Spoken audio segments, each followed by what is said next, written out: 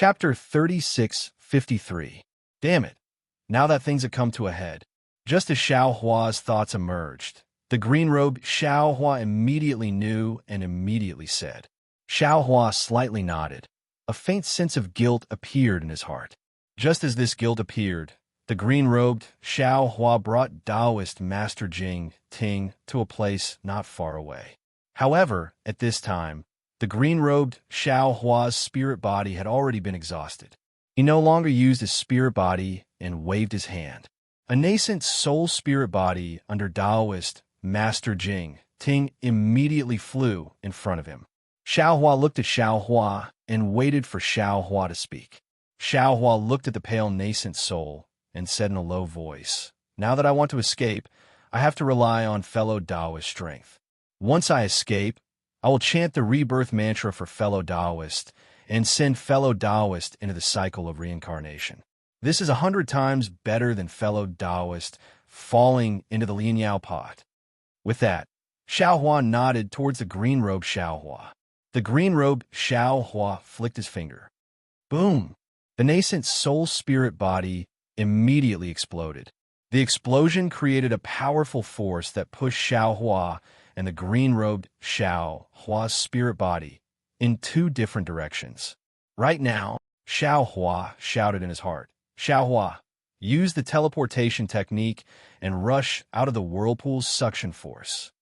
After he finished speaking, Xiao Hua roused all the magic power in his body and activated the wind escape technique. He used all his strength to borrow this strong momentum to fly away. However, at this moment, Xiao Hua's gaze swept past the green-robed Xiao Hua. He saw a string of more than 10 nascent soul spirit bodies being dragged out by him and flew far away. Xiao Hua's heart was moved. It would be a waste if he didn't take them, but it would be a waste if he took them. His spirit sense was like a hammer, immediately probing into the fire net that had not yet been extinguished. His spirit sense giant hand scooped up the whirlpool. No matter how much it scooped up, Xiao Hua immediately rushed out as fast as lightning. Aya, why are they so heavy? The nascent soul spirit bodies falling into the spirit sense giant hand were not as light as Xiao Hua looked. Every nascent soul seemed to be 1,000 caddies heavy. Xiao Hua was shocked, but also realized that the Lianyao pot's main purpose here was to collect nascent souls. He wanted to snatch food from the tiger's mouth, so his nascent soul naturally had to be heavy. However, how could Xiao Hua let go of the advantage in his mouth? After nearly a year of tempering his spirit sense, Xiao Hua didn't let him down. While urging his magic power, more than 10 nascent souls were big and small were also caught by Xiao Hua. Xiao Hua hurriedly took a break and hurriedly imprisoned these nascent souls into his dantian. Then, he urged using the wind escape technique to escape from the whirlpool and flew towards Xiao Hua's direction. Die, die, die, die, die, die, die. Suddenly, 3 angry voices came from the other side of the whirlpool. It was Kong Hanwu. When he heard the strange noise from the whirlpool, he sensed it and hurriedly flew over to take a look. When Kong Hanwu saw that Xiao Hua had actually escaped from the vortex, while he had been slacking for only a few moments, and that there were more than 10 nascent soul cultivators flying out from the same direction as Xiao Hua, Kong Hanwu was truly enraged. He cursed a few times and waved his hands, causing hundreds of pillars of boundless qi to smash towards him. As for the green-robed Xiao Hua and the other nascent soul cultivators, Kong Hanwu didn't even spare them a glance. Woo! Just as the great pillar of qi was formed, before it could even travel a few feet, the green-robed Xiao Hua at the edge of the vortex waved his small hand, and the ice-sea mirror appeared once again. Between the swirling wind and the surging clouds, a thick 6-colored brilliance rushed towards Kong Hanwu. Wherever the brilliance passed, the great pillar of qi would immediately melt like ice water in boiling soup, turning into ordinary great pillar of qi. Kong Hanwu stared blankly for a moment, then grinned and waved his sleeve. Woo! There was no pillar of righteous qi, but an incomparably powerful righteous qi turned into a hurricane and rushed towards the green-robed Xiao Hua, as if it wanted to blow this group of nascent soul cultivators back into the vortex. Not good. Xiao Hua was shocked. Just as he was about to urge the wind escape technique to go over, he heard Xiao Hua's sinister laughter. Xiao Hua raised his eyebrows. Sure enough, he saw the green-robed Xiao Hua extend the icy mirror. Another thick beam of light rushed out from the icy mirror. However, this beam of light didn't directly cover Kong Hongwu's noble qi. Instead, it rushed towards a whirlpool. However, the moment the beam of light touched the whirlpool, it abruptly turned back. When a noble qi hit the light pillar seemed to have suffered a heavy blow. It immediately trembled and rapidly retreated. When it fell into the suction force of the whirlpool, it once again fiercely attacked the green-robed Xiao Hua in the same direction as before. Looking at the green-robed Xiao Hua again, the icy mirror in his hand slightly changed direction. When the huge force landed on the icy mirror, it was as if Kong Hongwu used all his strength to push the green-robed Xiao Hua into the air. It was as if the green-robed Xiao Hua was flying straight towards him. Great!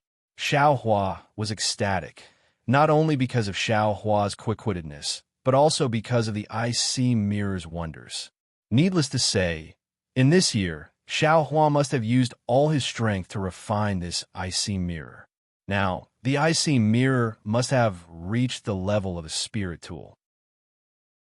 Xiao Hua was ecstatic and once again urged the wind escape technique.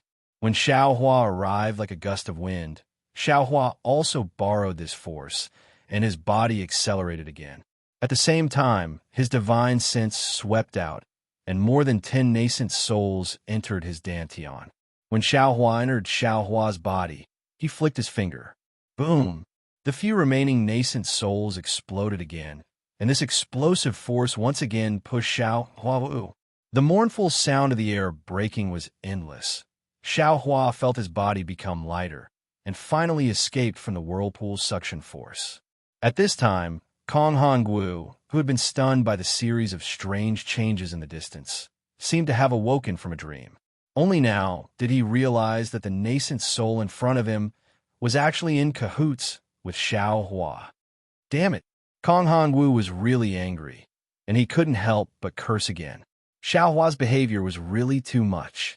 It seemed that not only did he notice this great formation, but he also didn't forget to take more than 10 nascent souls from the demon refining pot in front of him.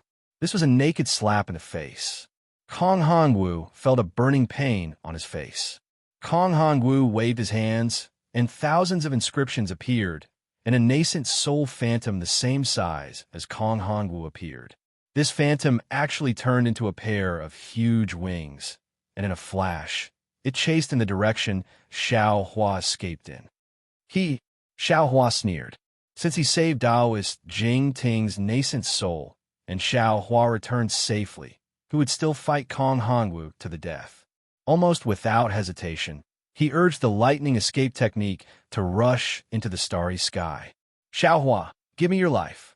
Although Kong Hongwu used the soul refining technique and could change his nascent soul at will, and even turn into nothingness, he still couldn't reach Xiao Hua's lightning escape technique. However, in a flash, Xiao Hua had already rushed into the starry sky, leaving behind an inexplicable star path. Kong Hongwu's face showed a sneer again, because he understood that this starry sky was a maze even more strange than the sun, moon, and star-gray formation. If he didn't have the guidance of the immortal general who set up the formation, he absolutely wouldn't dare to rashly enter. The trap in the maze was also inextricably linked to the whirlpool of the demon refining pot. Kong Hongwu was just bluffing again, so that Xiao Hua would rush into the maze without looking carefully and once again fall into the whirlpool of the demon refining pot. However, that short-lived sneer just fell on Kong Hongwu's face and quickly disappeared. Because although Xiao Hua used the light escape technique, the star path below him was rugged and winding, and he simply didn't want to fly straight. How did this guy know about the maze set up by the immortal general of the Immortal Palace? Kong Hongwu roared in disbelief. and a flying sword almost flew out of his eyes to kill Xiao Hua on the spot. This was because Xiao Hua was still flying straight at the start. That star path was rather obvious, but towards the end, Xiao Hua was actually leaping through the starry sky like a ghost. That star path was like a splashing painting. Stroke by stroke, it was painted in the darkness. In particular, Xiao Hua's wind escape technique was so flexible. While Kong Hongwu was stunned, Xiao Hua had already flown very far away. I absolutely can't let this guy escape here. Absolutely can't. Kong Hongwu suddenly had a premonition that as long as Xiao Hua could escape from this great formation, he feared that even if he ascended to the ninth heaven or descended to the ninth underworld, he wouldn't be able to catch up with Xiao Hua. Moreover, if Xiao Hua leaked the situation of this great formation, even if he could deny it, the number of nascent soul cultivators who died in the Jade Pavilion meeting was unprecedented, and any cultivator would be suspicious. Perhaps the Immortal Palace wouldn't care about this little bit of suspicion, but what about him? Obviously, the guarantee he made in front of the Immortal Emissary had already lost its effect. Thinking of the Immortal Emissary, thinking of that Gidge smile, and the her that the Immortal Emissary spoke of, Kong Hongwu shuddered and immediately made a decision in his heart. Immediately, Kong Hongwu unhesitatingly spread out the wings on his back, and his whole body suddenly became illusory, and he pounced into the darkness. Although the path he took was different, and the star path below him wasn't clear, it was obvious that his direction was in front of Xiao Hua, and his path was much closer than Xiao Hua's. "Grandma, this old man is tired to death." As soon as the green-robed Xiao Hua fell into Xiao Hua's body, he immediately shouted. Although he didn't say much, Xiao Hua already knew what happened in the past year. Xiao Hua was shocked, and he didn't know whether to laugh or cry. However, before he could say anything to the green-robed Xiao Hua, the green-robed Xiao Hua immediately hid in the space. Rumble! A huge sound was produced in the space, and a thunderbolt fell on the green-robed Xiao Hua's body. Not only did his thin body bulge like a balloon, but his dim figure also quickly became clear under the thunderbolts. "Cool! Cool! Cool!" The green-robed Xiao Hua shouted 3 times, lying in the air like a dead pig, and looked at the 9 suns in the sky with his 4 feet facing the sky. He didn't even want to move. However, in just a moment, the green-robed Xiao Hua suddenly jumped up from the sky and shouted, No, this old man also wants to establish a sect. This old man also wants to accumulate merits." Chapter 3654. While speaking, green-robed Xiao Hua shouted, "Where is fellow Taoist? Where's fellow Taoist?" Unfortunately, although Xiao Hua heard green-robed Xiao Hua's voice, he was currently focused on escaping. How could he have time to pay attention to him? Seeing that there was no response, green-robed Xiao Hua also knew that he was in a dangerous situation. He shrugged his shoulders and waved his hand, taking a jade slip. It was precisely left behind by the mysterious Do Shanjun. He placed it on his forehead. That jade slip instantly entered green-robed Xiao Hua's body. Immediately, green-robed Xiao Hua sat down cross-legged and began to comprehend. It seemed that the life and death experience in the devil refining gourd had allowed green-robed Xiao Hua to comprehend many things. He finally began to seriously and actively cultivate. Green-robed Xiao Hua's comprehension was naturally the comprehension of the other primordial spirits. The other primordial spirits also began to feel a sense of crisis and began to cultivate with all their strength. Although Xiao Hua's mind did not hear the space, he could still comprehend green-robed Xiao Hua's thoughts. He sighed with emotion in his heart. The sharpness of a sword is sharpened. The fragrance of plum blossoms comes from the bitter cold. At the same time, he was also doing his best to escape. If he did not escape from this great formation, everything would be nonsense. While Xiao Hua was escaping, he was also observing Kong Hongwu's whereabouts. Unfortunately, it was as dark as night, and his divine sense could not be used. Xiao Hua could not see where Kong Hongwu was. Xiao Hua could only desperately use his naked eyes to distinguish the path in the void. He could only use the wind escape technique with all his might, hoping that he could escape to the cave before Kong Hongwu. However, after flying for a while, Xiao Hua seemed to have thought of something. His expression suddenly changed, and his figure suddenly stopped in the darkness. A layer of cold sweat appeared on his back. Damn it, I almost fell into that old thief's trap again. Xiao Hua's mind turned rapidly. Outside the cave is Yaotai Mountain, Kong Hongwu's old nest. The great formation of Yaotai Mountain can be used by him. Once I leave the cave, even if I escape in front of him, how can I escape from Yaotai Mountain? Also, there is an immortal general's divine sense guarding outside the cave. Looking at his strength, he is not much weaker than Kong Hongwu. Before Kong Hongwu entered the Great Formation, he must have said something to this immortal general. Maybe there is an immortal general intercepting me outside the cave. It is unlikely that I will be able to escape smoothly. Besides, even if I could defeat Kong Hongwu on Yaotai Mountain, there are still 25 Star Lords in the entire Star Lord Hall. Every single one of them has the strength of a lower 5th grade essence energy. If they all attack together, I'm afraid it won't be easy for this Xiao to deal with them. As for this grand formation, although it is the grand formation of a celestial palace and is extremely dangerous, Kong Hongwu cannot control it. At most, he can use the abundant noble qi within it.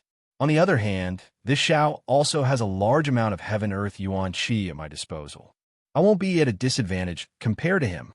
I can even use the demon purification pot to deal with Kong Hongwu.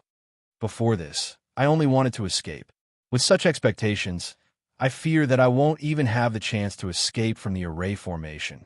In fact, there is only one path for me right now, and that is to kill Kong Hongwu. Only with Kong Hongwu dead will I not have to worry about my life, and the Immortal Palace will not know that I was the one who destroyed the array. Only with such a goal can I have a chance of survival. Thinking of this, Xiao Hua no longer hesitated. He immediately turned around and flew back into the array formation. His primordial spirit took this opportunity to enter the space. Fellow Taoist, please. Jade Archive, Xiao Hua's face was slightly anxious as he cupped his hands and bowed. Green-robed, Xiao Hua hurriedly stood up in midair and cupped his hands. Fellow Taoist, please. I pay my respects. Fellow Taoist must already know what I was thinking. Jade Archive Xiao Hua said with a smile. Green-robed Xiao Hua also replied, naturally, fellow Taoist must also know what I was thinking. Yes, I know that within the Demon Purification Pot's grand formation, all nascent souls are affected by the Demon Purification Pot's suction force. Fellow Taoist, if you control our formless nascent souls out of our bodies, we will be restrained by the Demon Purification Pot. We may not be as powerful as before. Jade Archive Xiao Hua nodded and said, but the problem is that I am definitely not that old bastard Kong Hongwu's opponent. If you don't control your nascent souls to help our lives will be in danger. Moreover, the nascent souls absorbed by the Demon Purification Pot are nascent souls that have lost their bodies. They are trees without roots. Fellow Taoist, you and I have a source of water. We don't need to be afraid of the Demon Purification Pot. Green-robed Xiao Hua still shook his head. I have already been drifting outside for a year. I am really scared and don't dare to go out again. Fellow Taoist, you should find someone else to help you. Jade Archive Xiao Hua knew what green-robed Xiao Hua was thinking, so he asked with a smile that was not a smile, then how can I make fellow Taoist help me? Green-robed Xiao Hua's eyes lit up, and he blurted out, You agree? But immediately, green-robed Xiao Hua realized that he had forgotten himself too much. He hastily coughed, looked at the empty space, and pointed with his finger, Fellow Taoist, look, this space is a great continent. It is many times better than the hidden immortal continent. Why does fellow Taoist have the heart to let this space be abandoned? Why did little yellow and little black leave? Isn't it because this place is too quiet? The reason why I established the sect was also for you, fellow Taoist. Xiao Hua looked at green-robed Xiao Hua with a smile and nodded. Fellow Taoist, you obtained some enlightenment in the Kunlun mirror, which was not easy. Then you experienced life and death in the demon purification pot's great formation, which was even more dangerous. I thank fellow Taoist on behalf of everyone. Now, fellow Taoist thoughts are also I's thoughts. How can I not agree? After Yaotai Mountain, I immediately ordered the disciples of Black Wind Mountain to select the poor children of the hidden immortal continent and properly arrange their families. Then, I sent them to you so that you can establish a sect and accept disciples. Good, that's right. Green-robed Xiao Hua said with a smile. That bullshit Kunlun mirror is only the size of a palm, but there are many pavilions and towers built in it. It is called the Kunlun Wonderland. Isn't this space countless times better than that so-called Kunlun Wonderland? Hee, don't compare, don't deceive yourself. Green-robed Xiao Hua said with a smile. If there's a boundary, then there is a boundary. If there is no boundary, then there is no boundary. Good or bad, it is still our home. Yes, I understand. Green-robed Xiao Hua lowered his head and answered. At the end, he did not forget to add that so-called Kunlun Wonderland has long been in ruins because the Kunlun mirror was shattered. It is more appropriate to call it the Kunlun ruins. How can I compare that thing with our home? I'm afraid we have to get the last fragment of the Kunlun Wonderland from the Xiaoyu continent's Chang Yefeng. Green-robed Xiao Huan naturally did not know that Chang Yefeng had died in the Inkcloud Black Forest. He still thought that the fragment of the Kunlun mirror was in Chang Yefeng's hands. Who asked you to be merciful? Green-robed Xiao Hua sneered. At that time, although you thought that Chang Yefeng was holding the clear sky mirror, you should have snatched it even if it was the Kunlun mirror. Now, you and I will have the complete Kunlun mirror. Why do you have to be so difficult? I can snatch it, Xiao Hua said indifferently. In that case, how could I have obtained Little Deer's sword intent? How could I have obtained the primordial soul splitting technique? How could fellow Taoist still be standing here? Alas, everything is impermanent in the world. Green-robed Xiao Hua said with a sigh. Green-robed Xiao Hua knew that Green-robed Xiao Hua was right. He sighed and said, let's go. Our physical bodies have already arrived. We're almost there. That's right. Fellow Taoist, although we can't use our spiritual will in this darkness, we can still try to ambush Kong Hongwu. We can use the darkness and the maze to catch Kong Hongwu off guard. That's right. That's right. Green-robed Xiao Hua and green-robed Xiao Hua revealed a joyful expression at the same time. They laughed loudly and said, Green-robed fellow Taoist, Bodhi fellow Taoist, let's go kill this bastard together. Let's go together. Ha ha. I like this kind of sneak attack the most. Green-robed Xiao Hua was extremely excited. At the side, green-robed Xiao Hua's face was gloomy. Xiao Hua's mind returned to its original position. He saw that he had arrived in front of the huge whirlpool of the demon refining pot. At this time, he saw that in the sky above the whirlpool, several nascent souls fell from there and turned into huge nascent soul dharma bodies that fell into the whirlpool. Xiao Hua understood that at this time, there should be another fight in the burning sun great formation. Xiao Hua swept a glance and didn't find any trace of Kong Hongwu. He knew that Kong Hongwu must have chased out of the maze to kill him. Therefore, he hurriedly flew to the place where Kong Hongwu was previously. After looking at it with his naked eyes for a moment, he didn't hesitate to rush into the darkness that Kong Hongwu flew into. At the same time, Xiao Hua patted his head on the top of his head. Green-robed Xiao Hua controlled the invisible nascent soul, and the Kunlun mirror in his hand appeared above his head. See, green-robed Xiao Hua suddenly appeared. He sucked in a breath of cold air and said in a low voice, Fellow Taoist, the power of this demon refining pot is really too strong. Although I have the protection of my physical body, I can't be sucked in by it. But, fellow Taoist can't feel the suction of this whirlpool from here, but I can feel that the big hands stretched out of thin air and wanted to grab I. That's right. Xiao Hua carefully flew as he replied. Actually, this poor Taoist has also sensed that the demon refining gourd's great array actually envelopes the entire space, and all nascent souls will be affected by the great array. But outside of the whirlpool, I can't feel it with my physical body. Only when I get close to the whirlpool can I be sucked in. And I understand. Green-robed Xiao Hua nodded. As long as I don't go too far away from my physical body, there shouldn't be too big of a problem. I just don't know how fellow Taoist Subhoodie is doing. Namo Mithya, Buddha. As he spoke, Xiao Hua also released Buddha's relic, Subhoodie. Sure enough, Subhoodie's Buddhist light also disappeared in this darkness. Aside from Xiao Hua being able to sense it, it was no different from a mass of nothingness. Fellow Taoist, what do you feel? Xiao Hua asked in a low voice. Subhoodie's answer was as calm as water. Nothing. It's the same as what fellow Taoist Green-robe sensed. Could it be that this demon refining pot is also interested in Buddhist relics? Xiao Hua was somewhat shocked. This poor monk doesn't know. I's Buddhist divine abilities are limited. I still can't sense the situation inside the demon refining pot. Subhoodie said indifferently, so I can't answer fellow Taoist's question.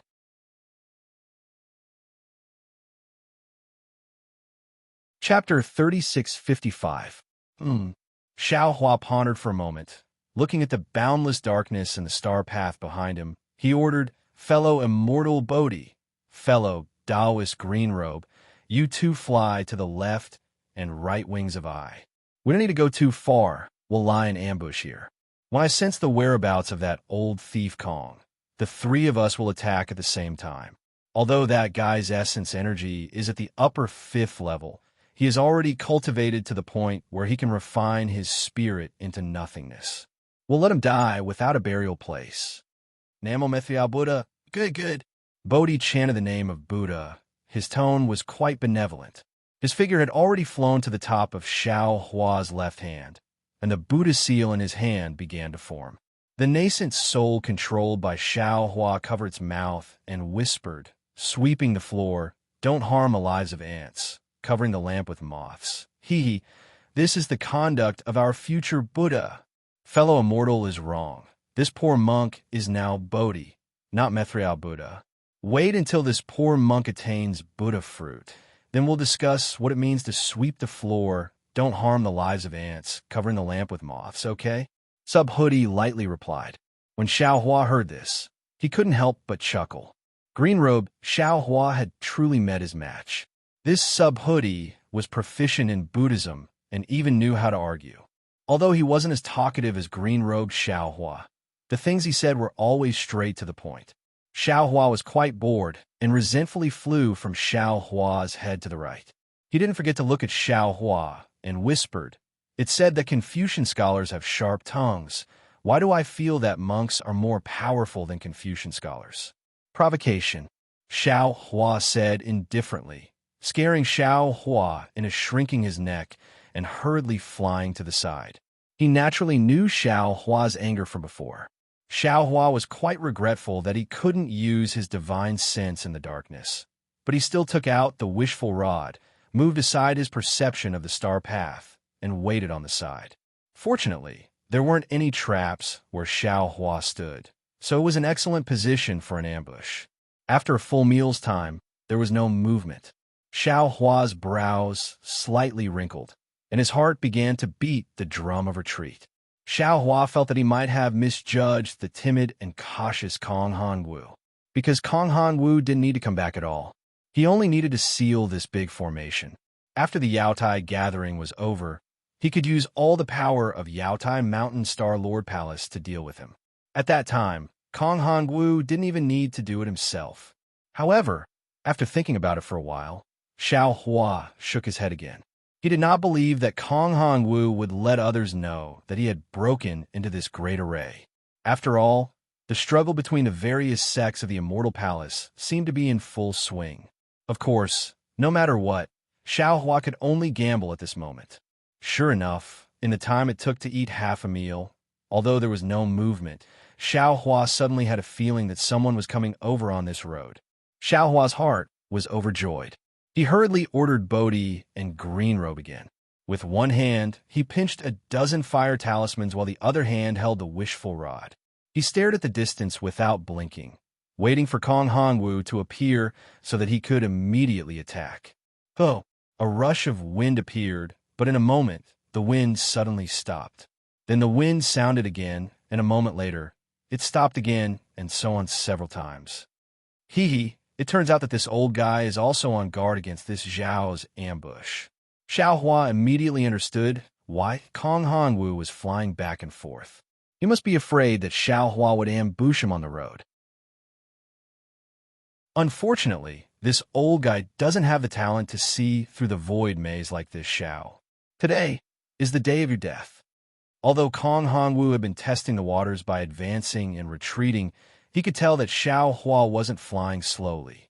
This was merely a guess. Furthermore, there hadn't been any ambushes along the way. Seeing that he was getting closer to the devil refining gourd's whirlpool, Kong Hongwu once again increased his speed. But just a few feet away from Xiao Hua, Kong Hongwu once again deliberately mystified himself and stopped, retreating a few feet. If Xiao Hua had not already known Kong Hongwu's trick, he would have thought that he had been discovered. Xiao Hua bit his lips and restrained his temper. He cursed a few times in his heart and quietly sent magical power to his hand. Now that Xiao Hua's yuanying had escaped from his body, this magical power came from the dragon vein in his meridians. Xiao Hua refined the metal essence. After a moment, the sound of Kong Hongwu's flight sounded again, rushing toward the place where Xiao Hua was lying in ambush. Estimating the timing, when Kong Hongwu was close, Xiao Hua suddenly rushed out of the darkness. With a wave of his hand, more than a dozen fire talismans fell near the sound of the wind. His other hand raised a wishful steel staff and smashed it toward Kong Hongwu's location. "Ah!" a very surprised voice cried out. Xiao Hua heard it clearly. It was the cautious Kong Hongwu. Xiao Hua could not help but be secretly proud. Even if Kong Hongwu was cautious, he still fell into his calculations here. The fire talismans alone were nothing. He was afraid that they could only block Kong Hongwu in a radius of a few feet. The wishful steel staff was still nothing. It was estimated that it could only scratch Kong Hongwu's skin. Xiao Hua seriously injured Kong Hongwu with the green-robed Xiao Hua and Bodhi hidden in the dark. Rumble. Under the urging of his magical power, the fire talismans began to roar, and the surrounding flames began to flicker.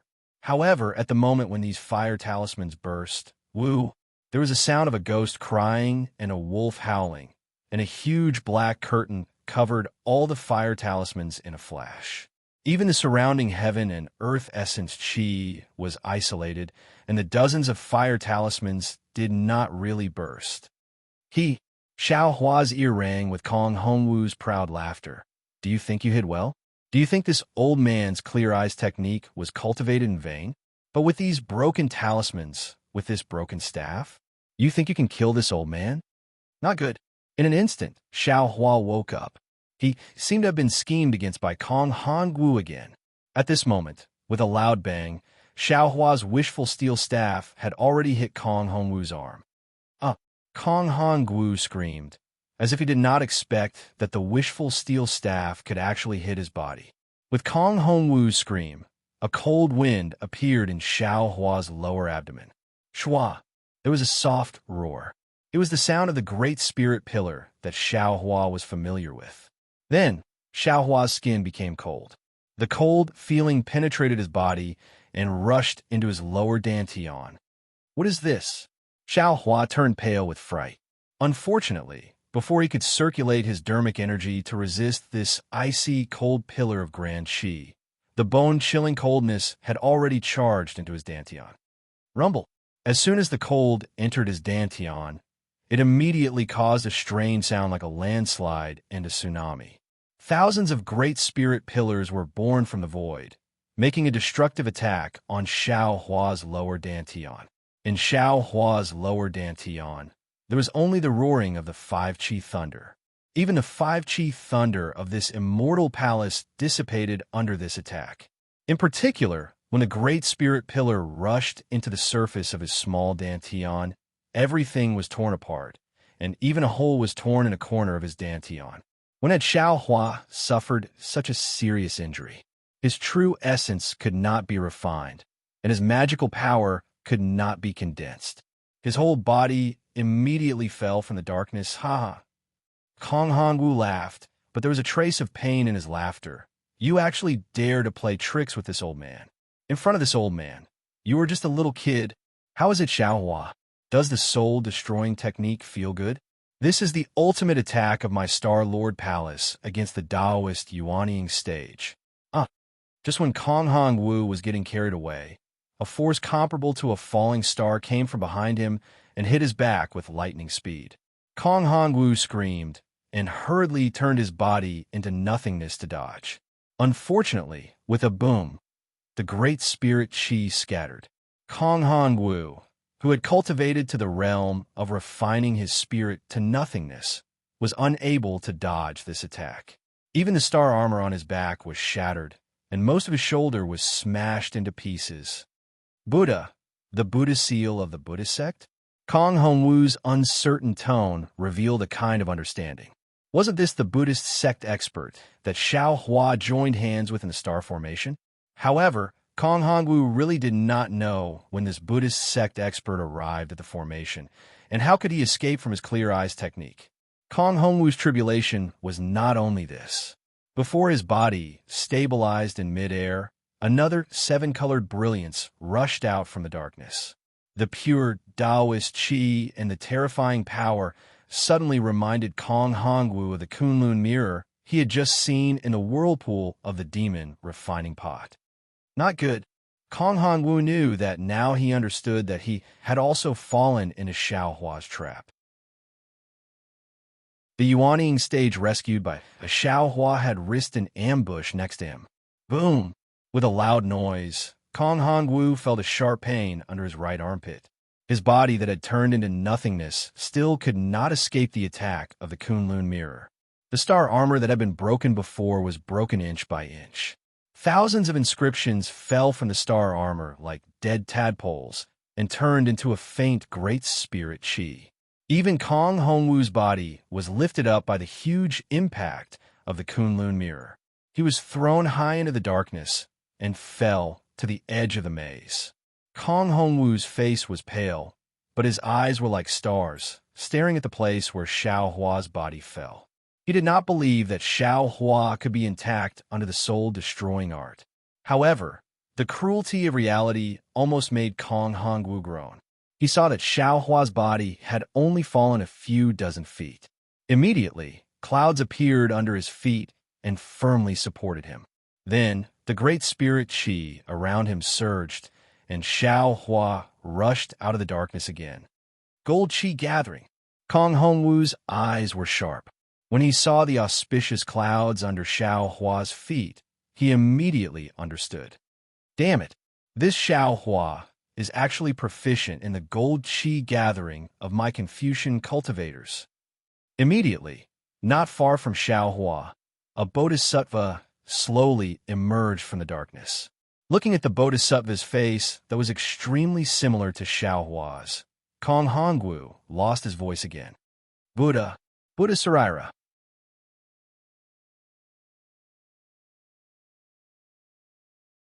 Chapter 3656. I understand now.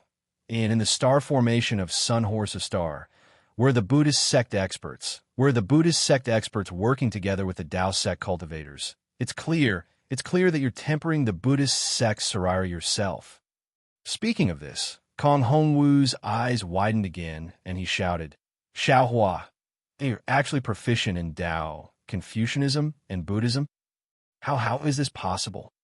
Yes, life has a limit, but learning has no limit. Even if a cultivator's lifespan is long, it's impossible to master all three. In particular, each of the three sects has its own advantages, and these advantages are also mutually exclusive.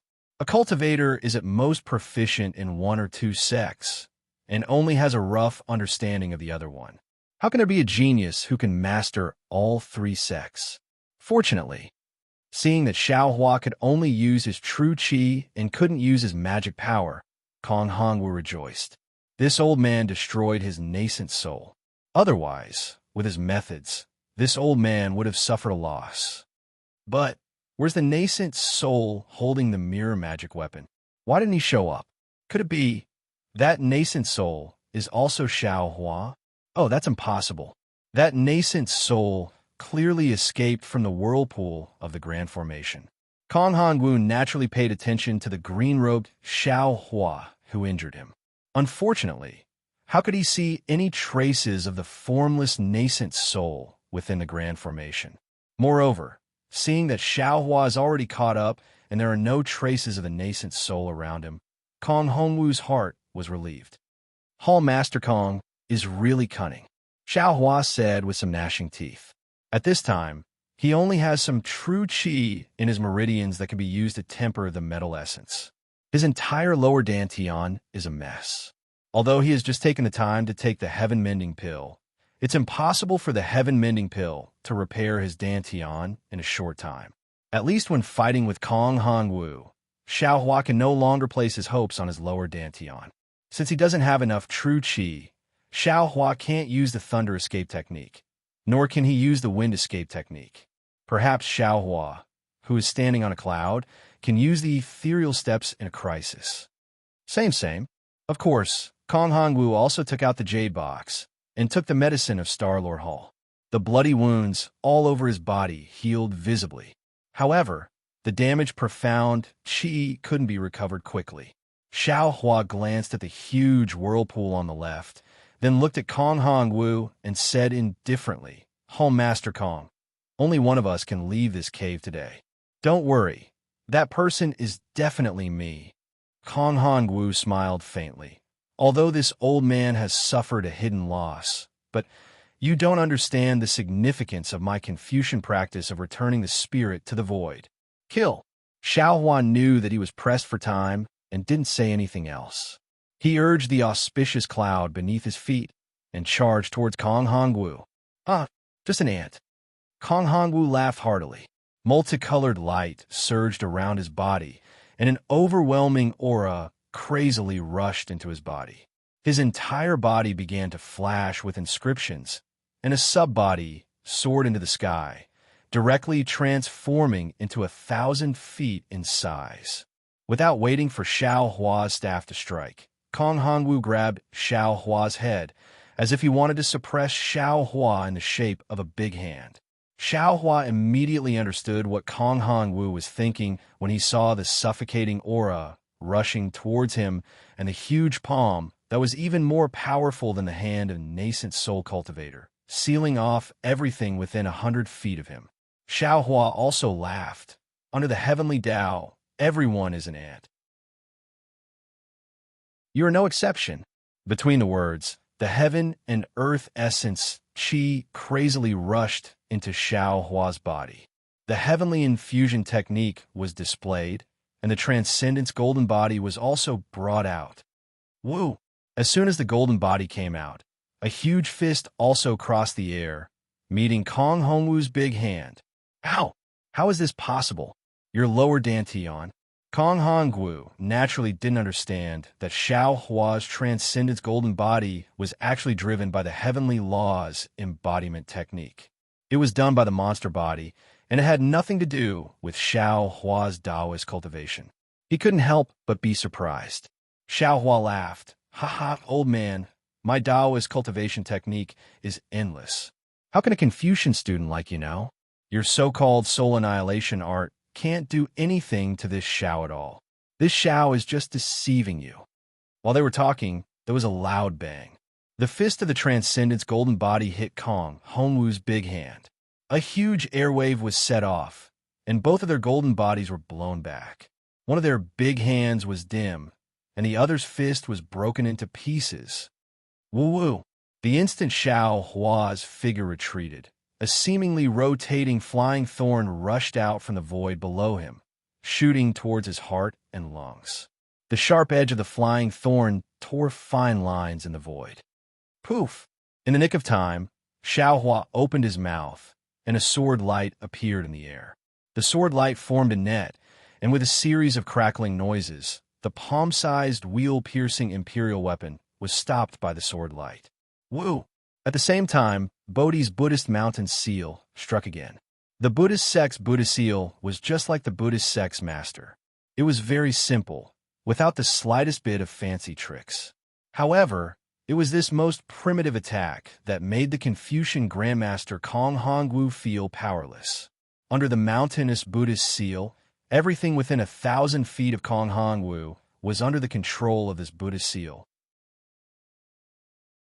Amidst the violent howling of the wind, under the vast impact, one could faintly hear the sound of Sanskrit and the faint shadow of a heavenly dragon.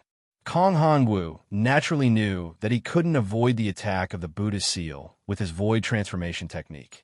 While urging the thorns to attack Xiaohua, he grabbed with his hand, and a majestic chi peak of dozens of feet in size appeared in the air. The majestic chi peak was also condensed like a mountain and rushed towards the Buddhist mountain seal. Just as Kong Hongwu waved the majestic chi peak, a series of strange humming sounds came from behind him. In the humming sounds, thousands of heaven and earth origin chi turned into a hurricane and rushed into a place. The heaven and earth origin chi was so rich that it formed a vortex of dozens of feet in size.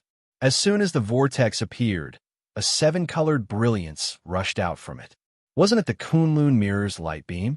Kong Hongwu was scared out of his wits. He was always on guard against the sneak attack of the green-robed Xiaohua, but he really didn't expect him to secretly touch his back. The Kunlun mirror's light beam was extremely fast. As soon as it appeared, it immediately shot behind him. Moreover, the light beam was different from ordinary Dao sex magic treasure. It could actually injure a grandmaster who had refined his spirit back to the void. Kong Hongwu hurriedly flashed, wanting to dodge. Boom!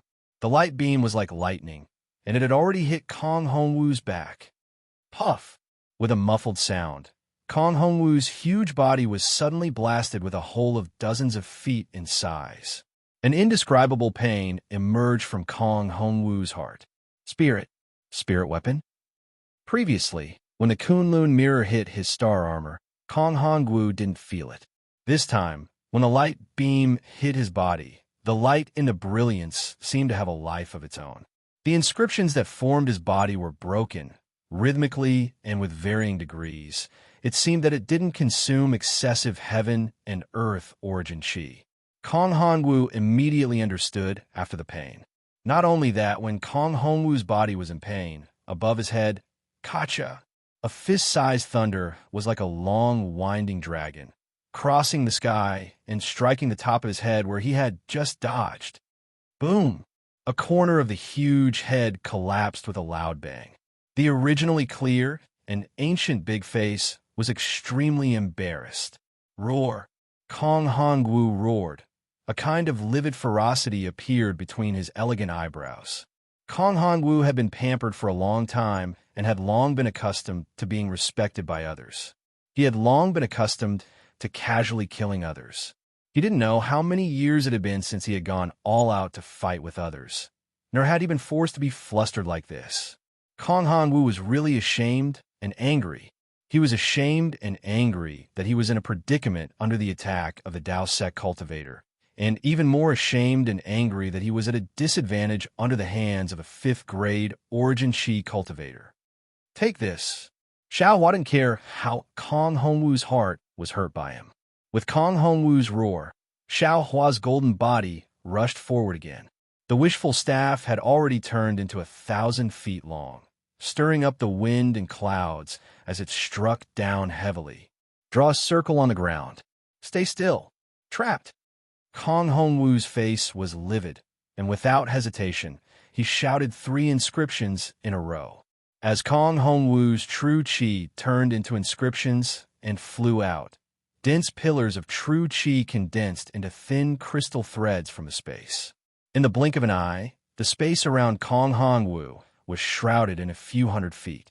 The crisscrossing crystal threads surged with a power that made one's heart tremble, like a huge cocoon protecting Kong Hongwu. At the same time, thousands of crystal threads fell from the sky, sealing the space around Xiaohua. The crystal threads fell more mournfully than the rain, entangling Xiaohua's hands and feet, binding Xiaohua's body. What surprised Xiaohua the most was that these crystal threads carried a rather obvious aura of Dao sect magic, and the power of imprisonment spread over hundreds of feet in the space. Roar! Xiao Hua's arms were naturally entangled by the crystal threads that suddenly appeared. However, Xiao Hua also let out a loud roar. His arms trembled, and the crystal threads were like dust that was shaken off, breaking inch by inch.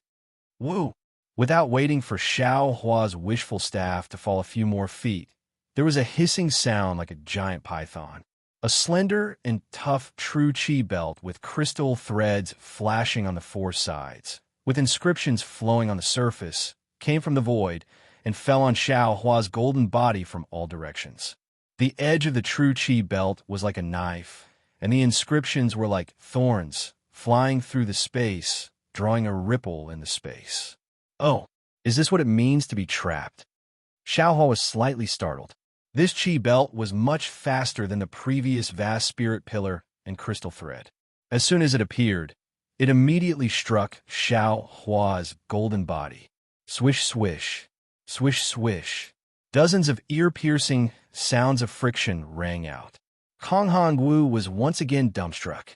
He was very clear about the power of the true chi belt, and he didn't know how many cultivators and Confucian scholars had died under it. But at this time, when the true chi belt brushed against Xiao Hua's body, the dark golden brilliance on Xiao Hua's body gradually faded. This brilliance flickered rapidly, and in a moment, all the true chi belt turned into nothingness.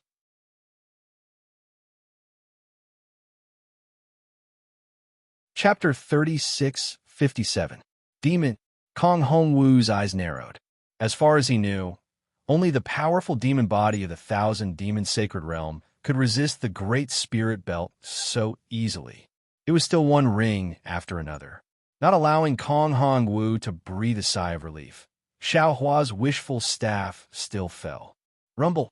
There was another loud sound, but the inscription cocoon around Kong Hongwu's body shook violently.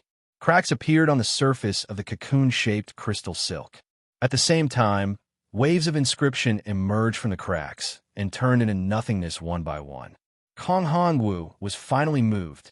One after another, accidents, a series of dumbfounded finally made him understand the power of the Dao Sec cultivator in front of him. Taking a deep breath, Kong Hongwu clapped his hand, and 3 colored clouds gushed out from the top of his head.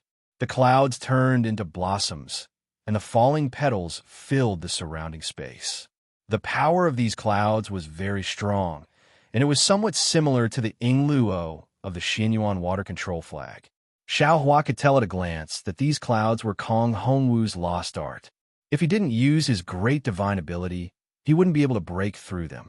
Just when Xiao Hua was about to make a move, Kong Hongwu calmed down and said, "Xiao Hua, you really surprised this old man. This old man really didn't expect that in the Dao sect of the hidden immortal continent, there is actually such a strange person like you." Xiao Hua's eyes flashed and looked at Kong Hongwu's left side. On the left side, hundreds of feet high in the sky, Bodhi stood in the air with a Buddha seal on his hand. His face was full of mercy and there was no fear. On the right side, behind Kong Hongwu, where Xiao Hua himself couldn't see, the green-robed Xiao Hua held the Kunlun mirror and was also ready to attack. Although he had the upper hand in the current situation, Xiao Hua's heart was not optimistic. In a few exchanges just now, he had beaten Kong Hongwu into an extremely sorry state, even injuring his body. That was all done when Kong Hongwu was caught unprepared. Now, Kong Hongwu had already begun to counterattack. Although he had 3 avatars, Kong Hongwu could also use the Great Spirit Belt with his fists and feet, and his mouth could chant inscriptions. He was actually comparable to him. In particular, Kong Hongwu had not used the Imperial equipment at this time. He was afraid that as long as he took it out, he could reverse the situation. I don't dare. Xiao Hua tilted his head to look at the whirlpool that was still rumbling and rotating in the distance, as well as the demon refining gourd that made him tremble with fear below it. The trace of hesitation in his heart still hadn't been removed. He turned his head to look at Kong Hongwu, who was covered in fallen petals, and replied, "This Xiao is merely an insignificant cultivator of the Dao sect. I'm not worthy of the praise of the renowned star Lord Hall Master." "Xiao Hua." Kong Hongwu's voice became kind as he said, In fact, at this point, you don't need to explain yourself. This old man has already seen it clearly. You must be the hidden hand left behind by the Grand Mist ancestor in his early years. Without his arrangements, it would be impossible for such an outstanding cultivator like you to appear on the hidden immortal mainland. Xiao Hua was noncommittal. This old man knows that you owe the Grand Mist ancestor a great debt of gratitude, and you are unwilling to betray him.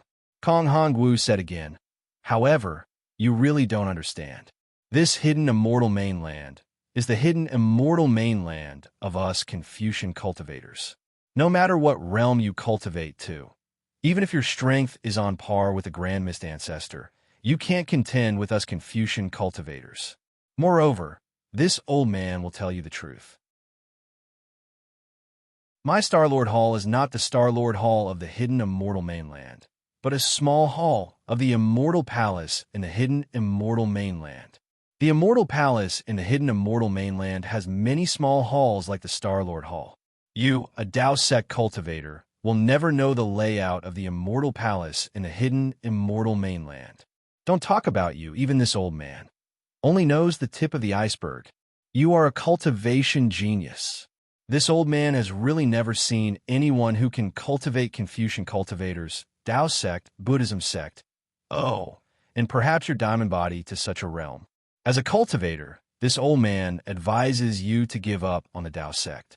Under the hands of the Grand Mist ancestor, you will definitely not live for more than 1,000 years. You will definitely not reach the peak of cultivation. Kong Hongwu earnestly advised. Moreover, you have been hit by my Star-Lord Hall's soul-destroying art. Although you don't admit it, this old man knows in his heart that no Dao sect cultivator can be hit by the soul-destroying art without any reaction, not even the Grand Mist ancestor. It is also because of your understatement that the nascent soul in your Dantian has already been destroyed. Anyway, your nascent soul is already gone. Why are you still persisting in going about things the wrong way? If you come to my Star-Lord Hall, this old man can give you a promise right now.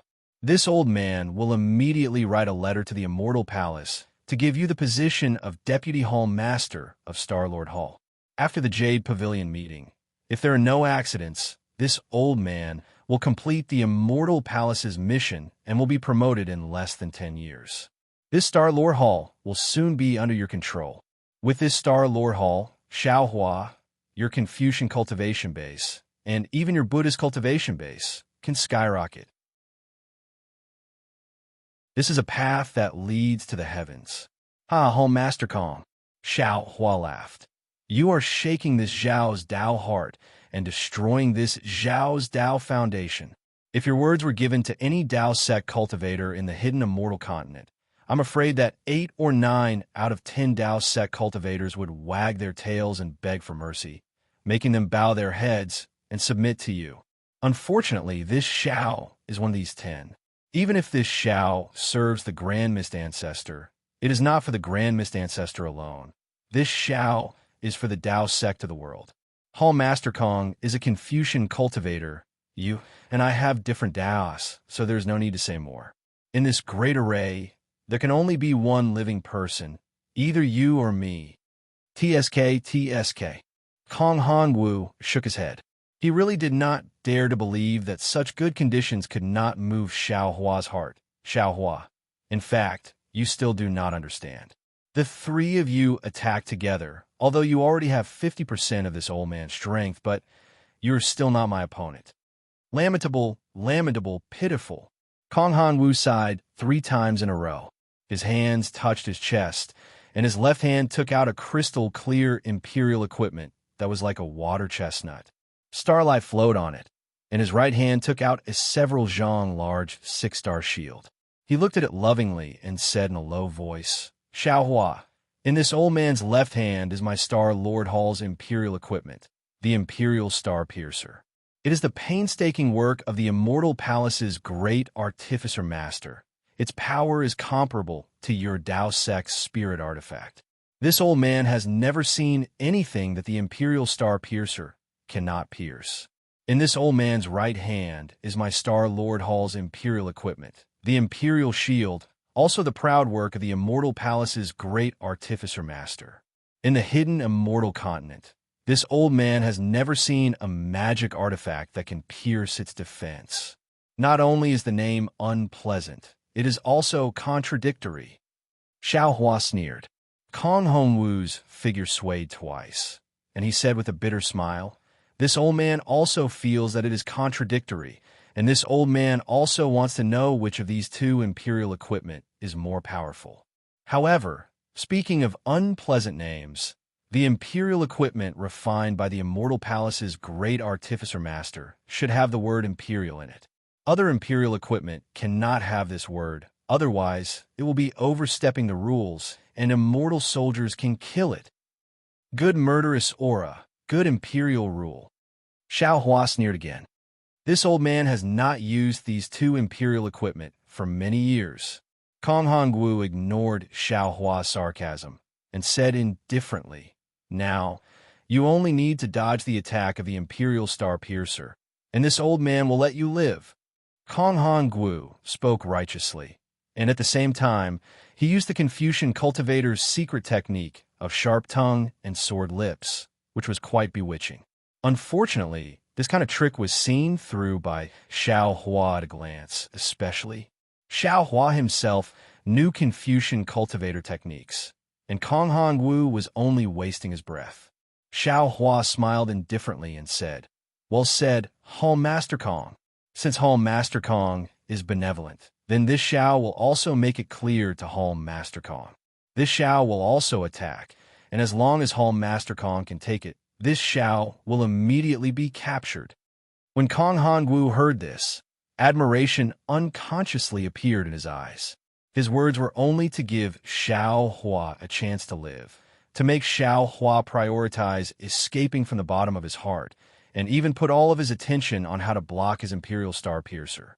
This way, Xiao Hua naturally would not think too much about attacking, and Kong Hongwu would not have any danger to his life. Especially since Xiao Hua wanted to defend, it would be very difficult to defend, and he would most likely be injured by Kong Hongwu. As for what would happen after he was injured, Kong Hongwu would not think too much about it for the time being. However, Xiao Hua simply did not pay attention to Kong Hongwu's bewitchment and also attacked with words. This attack was completely different from Kong Hongwu's.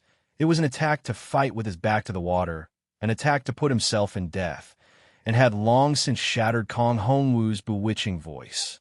"Xiao Hua, this old man is really unwilling to make a move." Kong Hongwu still did not give up and said. Xiao Hua smiled. "Then Hall Master Kong, there is no need to make a move. See how this Xiao will kill you." While speaking, wind and clouds surged around Xiao Hua's body, and a thick pillar of qi gushed out from the void, as if it was carrying Xiao Hua, and rushed towards Kong Hongwu.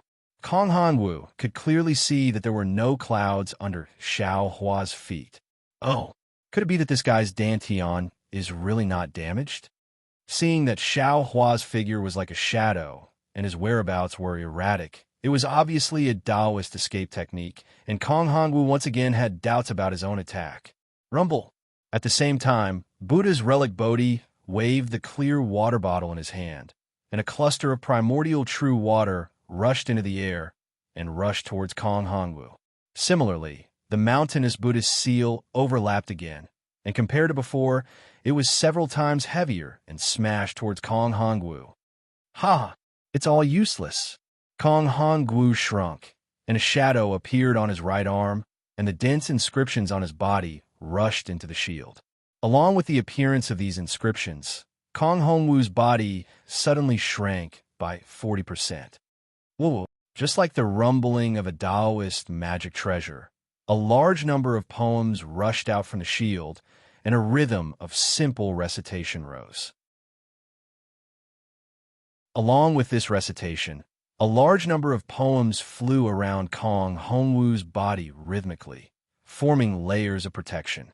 Not only that, the inscriptions flashed, and a strand of vast crystal silk was born, and a surge of vast spirit surged. Those crystal silk were like the iron bones of the recitation students for millions of years, and that vast spirit was like a copious amount of righteous energy, transforming into fearless students that blocked in front of Kong Hongwu.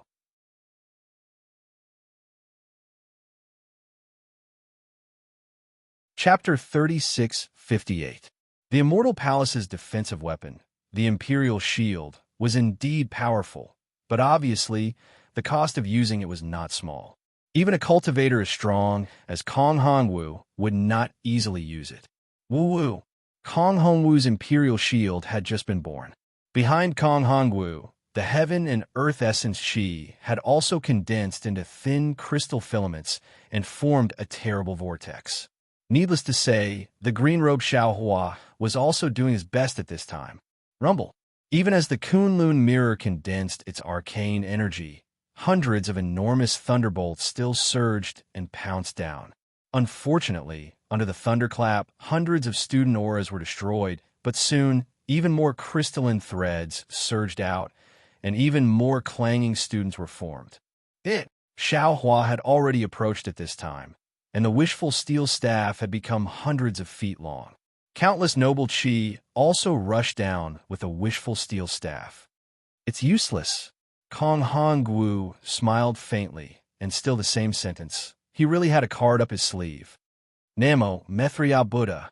Bodhi chanted a Buddhist mantra, and the primordial true water slammed into the defensive shield, swallowing a hole. Then, the power of the Bodhi Buddhist seal came crashing down. Boom! With a loud bang, the defensive shield that Kong Hongwu thought was impenetrable actually caved in a corner. Kong Hongwu's face changed slightly. Dong! Like a knock on the door, the wishful steel staff fell, and the corner of the Imperial Shield shook violently, and the noble crystal filaments turned into ashes. Before the crystal filaments poured out of the Imperial Shield, suddenly, a huge hammer-like spiritual force appeared out of thin air and slammed into the shaking corner of the Imperial Shield. Shua! The power of Bodhi Seal was more powerful than the power of Bodhi Seal. Thousands of crystal filaments turned into nothingness. Kong Hongwu's face changed greatly. Spiritual hammer. Kong Hongwu almost gritted his teeth and cried out. Kong Hongwu's scream had just come out. Woo-woo! A strange sound and an aura that made Kong Hongwu frightened emerged from behind him. This time, the beam of light was like a flood and rushed to the other side of the Imperial Shield in a moment. There was almost no suspense. Under the seven-colored brilliance, the noble crystal filaments were hit by a big hole, and a cluster of brilliance desperately swallowed the crystal filaments and suddenly grew stronger. Kong Hongwu's expression changed dramatically. Damn it! Kong Hongwu cried out in a low voice and hurriedly raised his right hand. Boom! The seven-colored brilliance hit the defense shield, and the shield caved in deeply. Kong Hongwu's body flew out diagonally. Even with the combined efforts of the three heroes, the Imperial Shield was still not completely broken through. It's time to end this. Kong Hongwu sighed. He seemed to have lost his patience. His sub-body, which had lost its balance, waved its left hand. Kong Hongwu's sub-body shrank by 40% again. Waves of inscriptions flowed from his sub-body into the Royal Star thrust. Rumble. The rumbling sound this time was much deeper than the previous ones, but it was also much more shocking than the previous ones. An aura comparable to a vortex flew out from Kong Hongwu's hand. Xiaohua clenched his teeth. He understood that Kong Hongwu's attack was aimed at him. If he wanted to fight to the death with Kong Hongwu, he would have to rely on Bodhi and Green Robe. While he was thinking, Green Robe and Bodhi were about to attack. But a scene that shocked Xiaohua appeared. 3 streaks of starlight flashed in midair and disappeared immediately. The direction of the 3 streaks of starlight was him, Bodhi, and Green Robe. Fatal blow.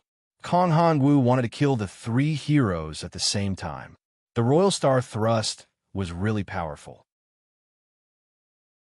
Xiaohua had just seen the starlight, but the space in front of him instantly swelled up. Xiaohua turned pale with fright. The speed was really too fast. His thoughts moved anxiously. At the same time, he used the ethereal steps, his left hand, which had been premeditated for a long time, resolutely waved out of thin air. Boom! The starlight was resplendent, and the meteors were like rain. Xiao Hua felt a chill in his heart. It was just like when he saw Xue Xue die for him in the past. His heart was filled with despair. At the same time, in front of Bodhi and green-robed Xiao Hua, similar streaks of starlight flashed, and two different kinds of heart-wrenching pain came from their two Yuan spirits. Bodhi's golden body was hit, and a large hole several meters wide appeared. The overbearing inscription quickly swallowed up the broken golden body, and Bodhi's compassionate eyes were filled with pain. Green Robe, Xiao Hua's nascent soul, was even more miserable. The Kunlun mirror was unable to block the star shuttle in time.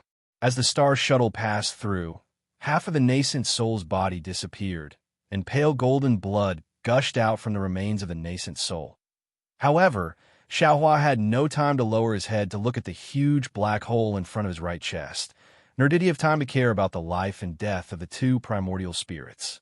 He waved his left hand, and a thick black chi flickered. Black flames surged out from his arm, and a pitch-black demonic saber appeared in his hand. With the appearance of the demonic saber, a kind of world-destroying aura quickly spread throughout the entire space.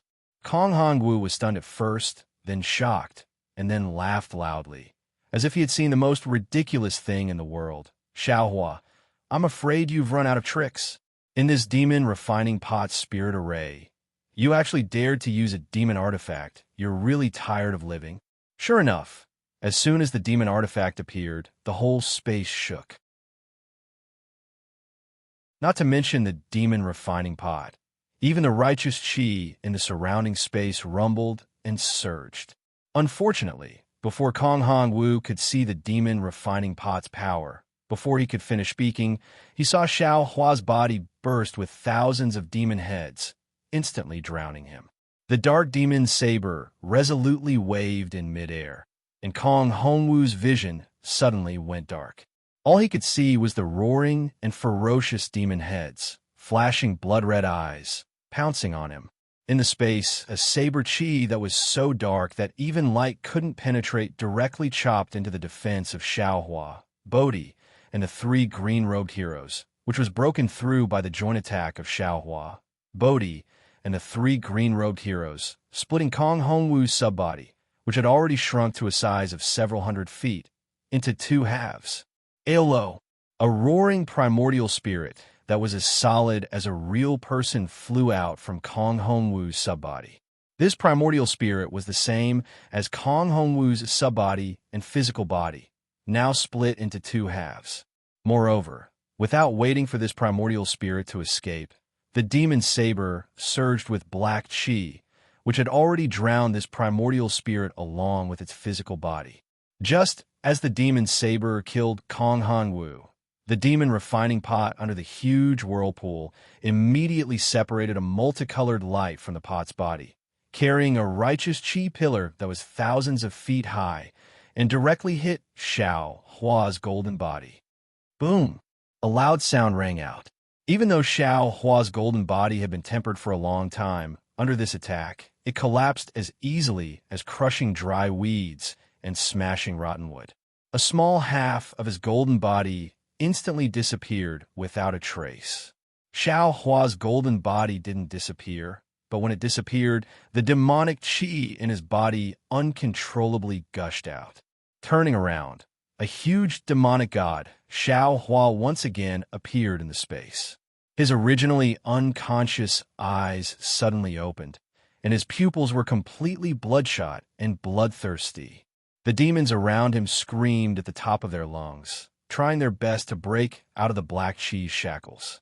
The demonic chi that Xiao Hua had been suppressing after entering the Jade Pavilion finally broke out at this moment.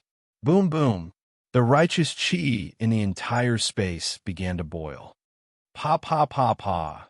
Sound could be heard from the places where the demonic chi was exposed.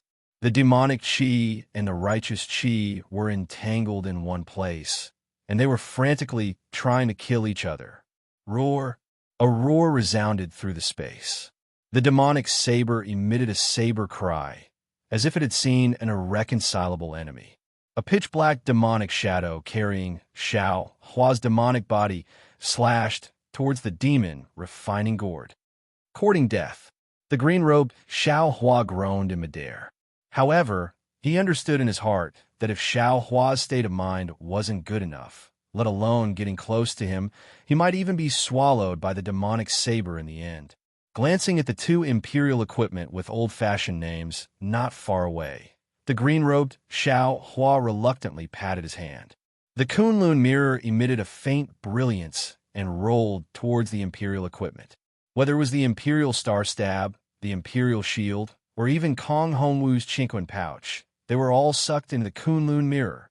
At this moment, the suction force within the whirlpool of the demon refining gourd suddenly increased greatly, dragging the green-robed Xiao Hua into the whirlpool. The green-robed Xiao Hua was greatly alarmed. He hastily opened his mouth and spat out a thin thread of spiritual fire, blocking the front of his body. Then, the Kunlun mirror also emitted a seven-colored brilliance, doing its best to resist the suction force. Evil demons, greedy hearts. Heaven's wrath. Bodhi was also powerless. It was unknown whether he was talking about Xiao Hua, the green-robed Xiao Hua, or the demonic saber. Just as Bodhi's voice fell, the suction force within the whirlpool also took effect on Bodhi, dragging him into the whirlpool.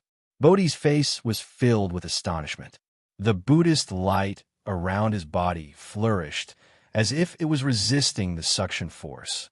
Little monk, the green-robed Xiao Hua beside him called out in a strange tone, let's not talk about heaven's wrath or Namo Mithria first. It's better to control your own life and death first. Fellow Taoist Yu seems to be a bit troublesome. Otherwise, the demon refining gourd's whirlpool wouldn't have such a suction force on us. Oh, right, I forgot to tell you. The primordial true water in the clear water bottle can resist the demon refining gourd. Namo Mithra. Bodhi's damaged golden body flickered like a candle in the wind. When he heard the green-robed Xiao Hua's words, he hastily waved his hand. A wave of primordial true water rushed into the air, protecting both Bodhi and the green-robed Xiao Hua. Then, he looked worriedly at the huge demonic saber in the air and sighed. If fellow Taoist Yu wasn't greedy, why would he raise a demonic spirit? If he didn't have a demonic spirit, why would he fear the demonic saber? When fellow Taoist Yu entered the Yaotai Mountain, he was affected by the massacre inside the formation. Although he wanted to keep a low profile, he ultimately couldn't. Now, fellow Taoist Yu is being devoured by the demonic saber. Our future is bleak. Perhaps. How could the green-robed Xiao Hua not know? However, at this moment, the two primordial spirits were seriously injured by the star control stab. It would be difficult for them to even protect themselves, let alone rescue Xiao Hua. If I guess correctly, fellow Taoist Yu was injured by the demon refining gourd. Then, the demonic saber seized the opportunity to take control of his physical body. We'll just have to wait for fellow Taoist Yu to wake up. As he spoke, the demonic saber had already arrived in front of the demon refining gourd. With a pop sound, like an oil lamp exploding, a golden flower flew out of the demon refining gourd. Whoosh! Bands of righteous chi and spiritual chi of heaven and earth rushed into the golden flower. Then, a heavenly general in golden armor appeared from the golden flower. However, this heavenly general in golden armor didn't have a clear face. He held a coiling dragon spear in his hand and thrust it towards the demonic saber.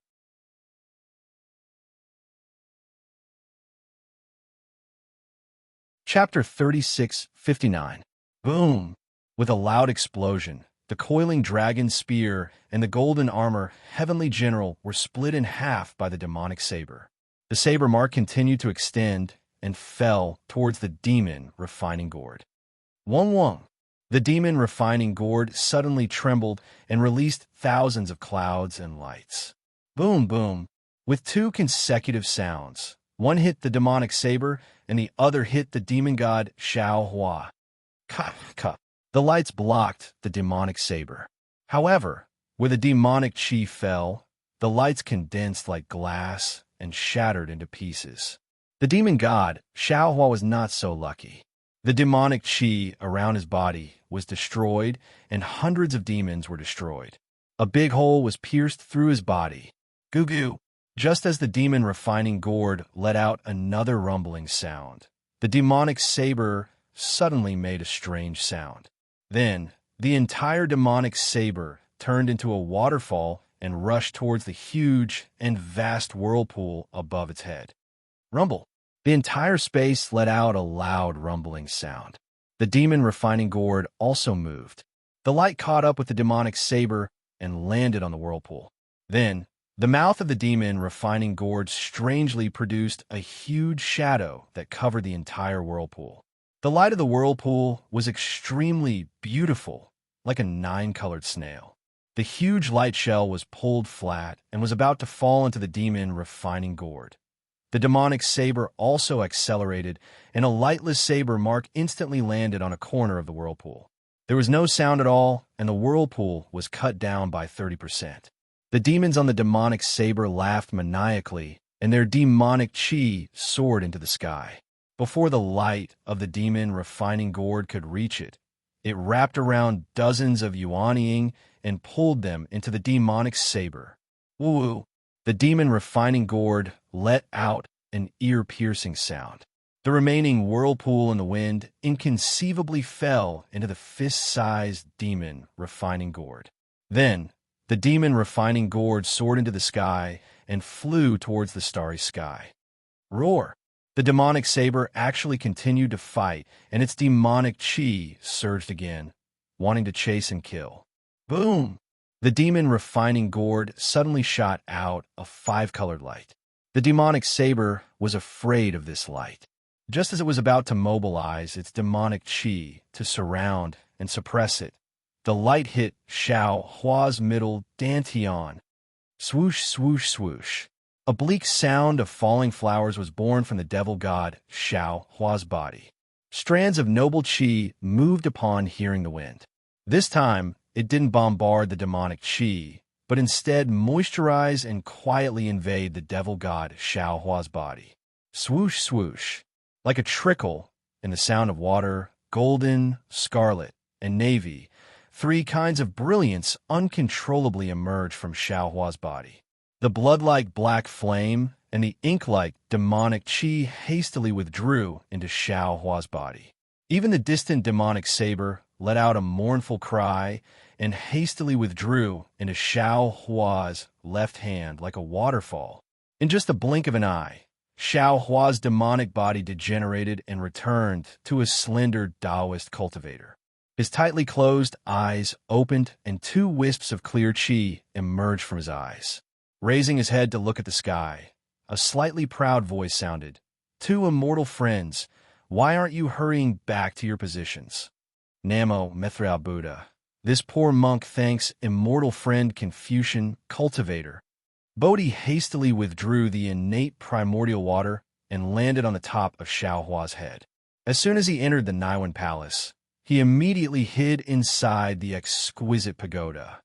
All right, I also have to thank immortal friend. The green-robed Xiao Hua shrugged and also landed on the top of Xiao Hua's head. With a somewhat unwilling expression, he said, "But I's home is now in a mess. How can I rest?" How could Confucian cultivator Xiao Hua not know what the green-robed Xiao Hua was thinking? He faintly replied, "Immortal friend Yuji is currently unconscious. You all are no match for the demonic saber. Our main bodies can only be temporarily controlled by this little one. However, immortal friend can rest assured, this little one will not make the main bodies do anything. As for immortal friend Yuji has already taken the heaven-mending pill, and the medicinal power in his dantian has already taken effect. If immortal friend still wants to stay in the main body, you can go to his dantian and stimulate the medicinal power. This little one will still send down the 5 chi righteous thunder to help immortal friend recover his nascent soul." Good. The green-robed Xiao Hua stood up and bowed. then disappeared into Xiao Hua's body. At this moment, a huge kacha sound came from above the heads of the primordial spirits. At the place where the devil refining gourd disappeared, layer after layer of cracks fell like thunder. The entire starry sky began to collapse, and a kind of heaven-destroying and earth-exterminating aura swept through the entire space. Not good. This great formation is about to be sealed. Confucian cultivator Xiao Hua was shocked and anxiously said, "This little one will control the main body and rush out of the great formation." Good. Several primordial spirits all agreed. Come. The sound of a sword suddenly rang out. The vast chi within the great formation gathered into Xiao Hua's body. Thousands of sword lights were born from the surface of Xiao Hua's body. In a moment, Xiao Hua had already turned into a huge sword and rushed into the chaotic starry sky great formation against the overwhelming desolate aura outside the great formation. As Xiao Hua expected, the huge water-type heavenly general was already standing outside the cave with a huge sword in his hand. At this moment, he heard the rumbling sound coming from the cave and waves of destructive aura rushing out from the mountain peak. His expression changed greatly. What is going on? Kong Hongwu and that Taisha Zhanron. What the hell are they doing? The heavenly general's face showed doubt and anger. Even if there is a gap between the two, it's impossible for them to have the guts to ruin her senior's important matter. The situation could not get worse, only the worst. In less than half a cup of tea's time, a huge boom sound rang out. On the mountain peak, the entire mountain peak disappeared with a bang. A gorgeous brilliance soared into the sky. Even the heavenly general was unable to see what was inside the brilliance. That suffocating aura flashed and disappeared. How is this possible? This scorching sun great formation still hasn't ended. That thing, how could it leave by itself? Once that thing left, the scorching sun great formation would collapse by itself. The heavenly general turned pale with fright and muttered to himself, "Damn Kong Hongwu. He actually dared to ruin this daddy's work. If her senior blames this daddy will eat you alive." While speaking, the heavenly general did not dare to be negligent. With a clap of his hand, a four-colored brilliance rushed out from the water-form body and chased up into the sky. Boom! The huge body collapsed. Countless amounts of water fell onto the foot of the mountain and slowly flowed into the deep pool. At this moment, the huge rocks on the mountain peak rolled down the mountain slope. In the direction the heavenly general was looking at, within the star formation that was like a scorching sun, there were monstrous flames. Clusters of flames of various colors were like the grass on an ordinary mountain peak, swaying with the wind. Even the ground inside the star formation was covered with layers of fire carpets. From afar, within the undulating flames, there were actually endless mountain peaks. These mountain peaks were also formed by flames. Some of these mountain peaks were straight to the sky, while others were grotesquely shaped, and so on. If not for the heat of the flames distorting the air within the star formation, even if someone accidentally entered, they would never have thought that this was a world of fire. After all, between the mountain peaks, the faint streams of fire still flickered with a dark green brilliance. The gurgling sound of water was also incessant. Some people would believe it if they said it was a celestial scenery. However, at this moment, rumbling sounds were incessantly coming from one of the mountain peaks.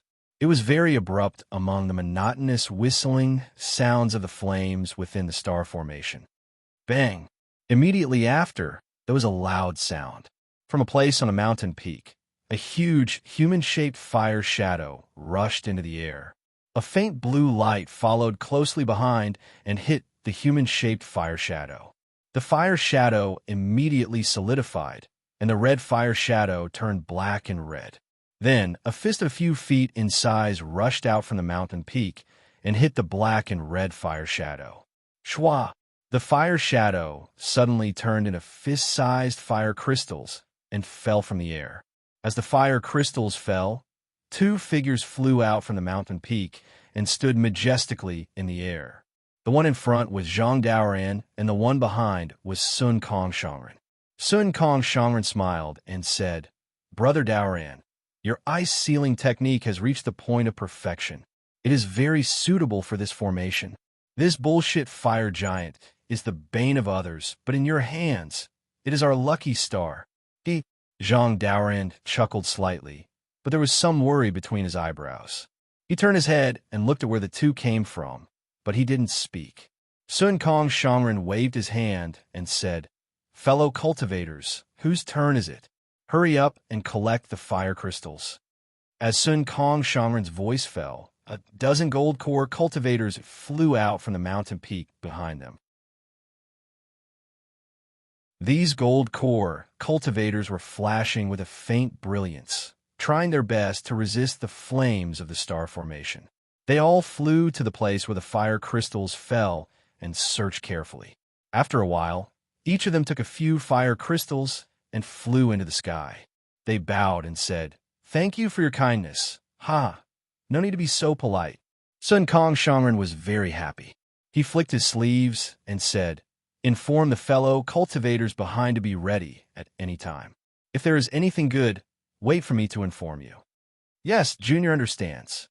The dozen gold core cultivators flew back to the mountain peak. After a while, more than 200 cultivators flew out from behind the mountain peak. They were either gold core cultivators or nascent soul cultivators.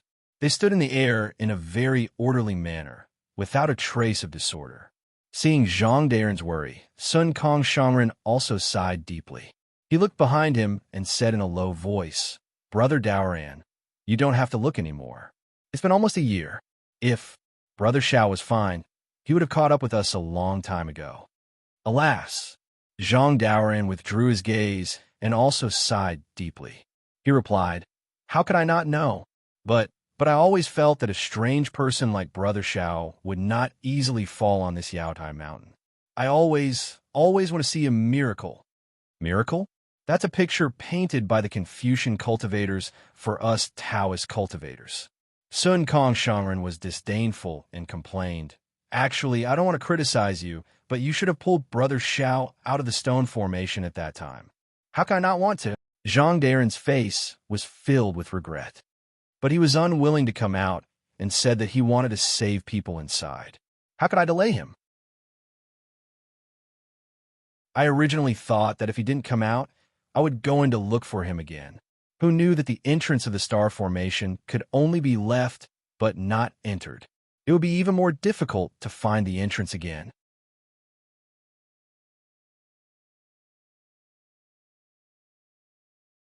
Chapter 3660. Brother Daoran, I was wrong. I shouldn't blame you. Seeing Zhang Daoran so regretful, Venerable Sun Kong hurriedly said with a smile, "Everyone has their own luck. Brother Xiao is also his own choice. He can't blame anyone. You shouldn't blame yourself too much, otherwise it will affect your Dao heart. Moreover, although Brother Xiao can't be seen anymore, his heart or his thoughts, didn't he leave behind? I didn't say it very well. In short, I feel like Brother Xiao is by my side." Venerable Sun Kong actually took the initiative to admit that he was wrong. How was this the Venerable Sun Kong he knew before entering Yaotai Mountain?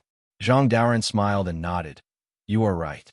Thinking about the scheming between you and me, I really feel childish, like a 3 or 4-year-old child. Really boring.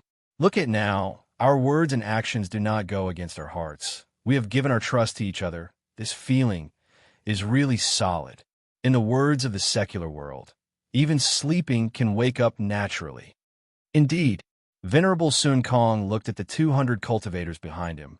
Previously, I only felt that the group of cultivators trembling in fear in front of me was my prestige. But now, I feel that it is only their fear of me. It is not sincere admiration and worship. Now, although these cultivators had never sworn loyalty to his little brother, their gratitude was even more heartwarming than any oath. This was something that came from the bottom of their hearts. I also feel especially at ease. Brother Xiao, I am afraid he is not younger than us. If he did not have thousands of years of experience, how could he have so many gains? Compared to what he has seen and heard, I feel that my years have been wasted. Zhang Daoran sighed again. Brother Daoran, there is no need to be like this. Venerable Sun Kong smiled bitterly. We're just concentrating on cultivation. Although we are old, some views are not necessarily correct, and the amount of experience we have is also little. We can't just ruin ourselves like this, right? Sai, no matter what, if cultivation is not counted, I feel that there is a big gap between me and Brother Xiao. Zhang Daoran said as he looked back again. Venerable Sun Kong was quite distressed, and also glanced. This sweep didn't matter. But Sun Kong raised his brows and said urgently, Not good. There are fire crows and flying dragons attacking. Brother Daoran, I'll leave the wyvern front to you. Leave the rest to me and my fellow Taoists. Good. These fire crows and flying dragons aren't as strong as the flame giants. I can't deal with them alone. Zhang Daoran naturally understood. He nodded and agreed. His Taoist robe flapped, and his figure flew into the sky. He slapped his hand on his head again. Woo! A huge wind whistled. A huge blue hand that looked like it was made of crystal expanded to 100 feet in size and grabbed towards a distance. Exalted Master Sun Kong said loudly, fellow Taoists in the fourth group, set up the formation to lure the enemy. The second and first groups will surround and kill the enemy on the left. The fifth and sixth groups will seal off the right. Golden Core cultivators set up formations at low altitudes to kill the injured fire crows and fire dragons. Yes, we will do as you say. The group of cultivators responded in unison. Looking at the fire crows and fire dragons that blotted out the sky, there was no panic on their faces. Each of them very skillfully arranged according to Sun Kong's prior arrangements, setting up the formation to prepare for battle. In a moment, the wind blew above the mountain and flames fluttered. Countless rumbling sounds rose and fell. After fighting for a full hour, the sounds finally stopped. Looking at the cultivators, although they were exhausted and had suffered many casualties, their eyes flashed with a strange light. It was as if they had long understood from this joint battle that if they didn't work as one and didn't share weal and woe, they wouldn't have been able to reach here. Even the Crimson Star Formation and Bright Moon Formation would have left their corpses behind. Quick, look, a shooting star. At this moment, a Golden Core cultivator with a weak cultivation suddenly shouted, pointing at the distant horizon. Everyone was delighted. After all, in the Crimson Star Formation and Bright Moon Formation, the appearance of a meteor was a sign of a rare treasure. In the first two formations, everyone was very lucky. They were the closest to the meteor and found the trace of the rare treasure early. Moreover, everyone worked together to resist the attacks of other cultivators before obtaining the rare treasure. This time, the meteor that appeared in the Scorching Sun Formation was far away, but it was obvious that it was the location of the last treasure, the pure Yang ancestor. If it was before, once they heard the warning of this Golden Core cultivator, all the cultivators would definitely rush out like a swarm of bees. Who would care about others? They wouldn't even forget to kill others on the way. After all, it was the pure Yang ancestor. Although they didn't know what it was also the last treasure of Star-Lord Palace. It was probably more precious than the green abyss dragon saliva and the cold ghost skull. Let's go. Seeing that the cultivators were waiting for his order, Exalted Master Sun Kong smiled slightly and said, When we get this pure Yang ancestor, our trip will be complete. Good. The cultivators all applauded and flew into the distance in an orderly formation. When all the cultivators flew away, they saw that behind the fiery clouds in the sky, there was a slight gap, and a beautiful face with a little worry and a hint of joy appeared. Wasn't it the guardian of the Scorching Sun Formation, Sun Chicken, Aunt Su Chiron? Yes, the cultivators of Dao Sect have learned how to unite. With this seed of mutual support, Dao Sect will not be destroyed. Kong Hongwu's plan. I'm afraid it will fail this time. Gusta Chiron praised in a low voice. I just don't know. Who is this Xiao Hua? How could he have such a great influence on Zhang Daoran and exalted Master Sun Kong? But after listening to exalted Master Sun Kong, I'm afraid this person has already died in the star formation. Speaking of this, Gusu Chiron looked at the meteor in the distance again and shook her head slightly. Unfortunately, the scorching sun formation is not something nascent soul cultivators can break through. If it was the star formation of Yaodai Mountain, I could still be merciful, but here I am powerless. The Immortal Palace, what are they planning? Do they really want all these Dao sect cultivators to die here? What a sin. While speaking, Gusu Chiron's eyes flashed with a sigh. She waved her hand, and the clouds moved. A faint voice came from the depths of the clouds. I can only hope that you can hold on for a year. The meteor streaked across the sky. Finally, with a loud boom, a huge hole appeared in a huge mountain of flames. Then, the meteor shattered. Layers of inscriptions rushed out like a swarm of bees.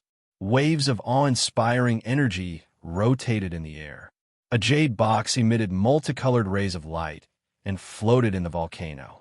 As soon as the jade box appeared, the inscriptions changed under the influence of the light. One by one, the inscriptions quickly decomposed and combined, turning into a wave of fire that rushed down from the volcano. A small part of the inscriptions rushed into the sky like a fountain, covering the space hundreds of feet above the volcano. Then, the entire volcano trembled violently, and all the inscriptions disappeared in the void. Aside from the flames of the volcano and the clouds above the volcano, there was nothing strange. In the time it took to finish a meal, dozens of rays of light crossed the sea of fire and flew closer. Two ferocious divine senses swept over at the same time. One of them landed on the jade box and immediately withdrew, while the other continued to explore the side of the volcano. Several lights landed in front of the volcano, and the first person to appear was a nascent soul cultivator wearing an emperor's robe. This cultivator looked to be in his 30s, with thick eyebrows and big eyes. He looked very mighty, especially the thick arrogance in his eyes, which made people want to retreat. Behind this emperor was the person who withdrew his divine sense. He was only a few feet tall and was the childlike Huoda Jinren. Huoda Jinren's eyes revealed a trace of greed, but when he glanced at the nascent soul cultivator in front of him, his face immediately changed to a humble expression.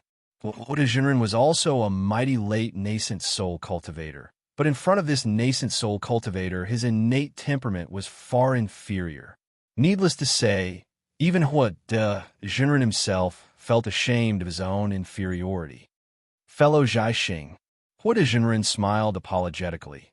Inside this jade box, I'm afraid the last treasure of this jade pavilion gathering is the pure Yang ancestor. The previous two treasures appeared too coincidentally. They were actually close to Zhang Daoran and Master Sun Kong, so they took the lead. Now that luck has brought them to you, the last treasure will be yours.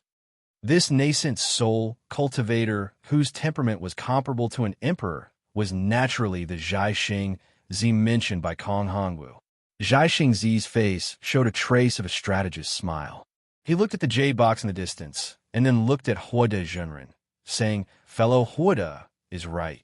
If we can get our hands on this jade box, it will be the end of the Yaotai gathering if nothing unexpected happens. Fellow Taoist, don't worry, I always do what I say. If I can't use this pure Yang ancestor, I will definitely give it to you. Just like how Sun Kong Shangren gave the cold ghost gallbladder to Zhang Daoran. Yes, thank you, fellow Taoist." Huoda Jinren's face showed a smile.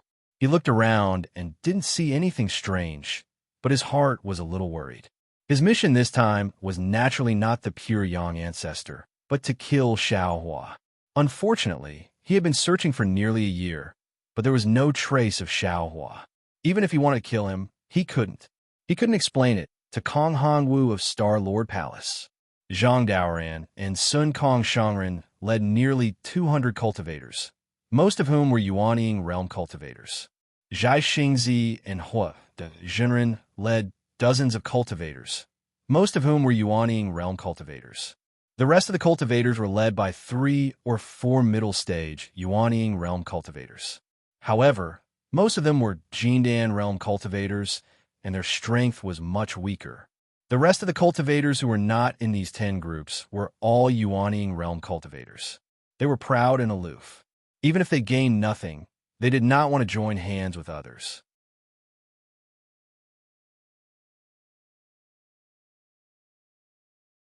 Chapter 3661. Of the nearly 700 nascent soul cultivators, more than half of them had perished in the Yao Time meeting. It was far more than the previous Jade Pavilion gathering.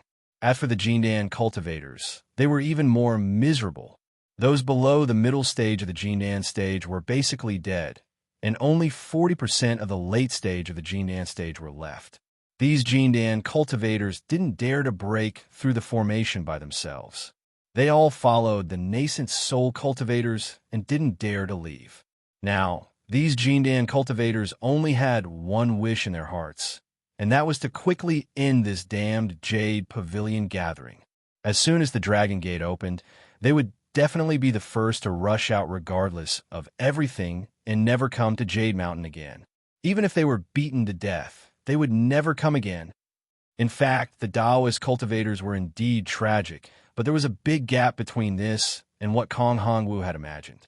The nascent souls of these nascent soul cultivators who had died were really not commensurate with the large investment of the Immortal Palace. Most of the credit should be given to Xiaohua for the Dao cultivators to be able to survive.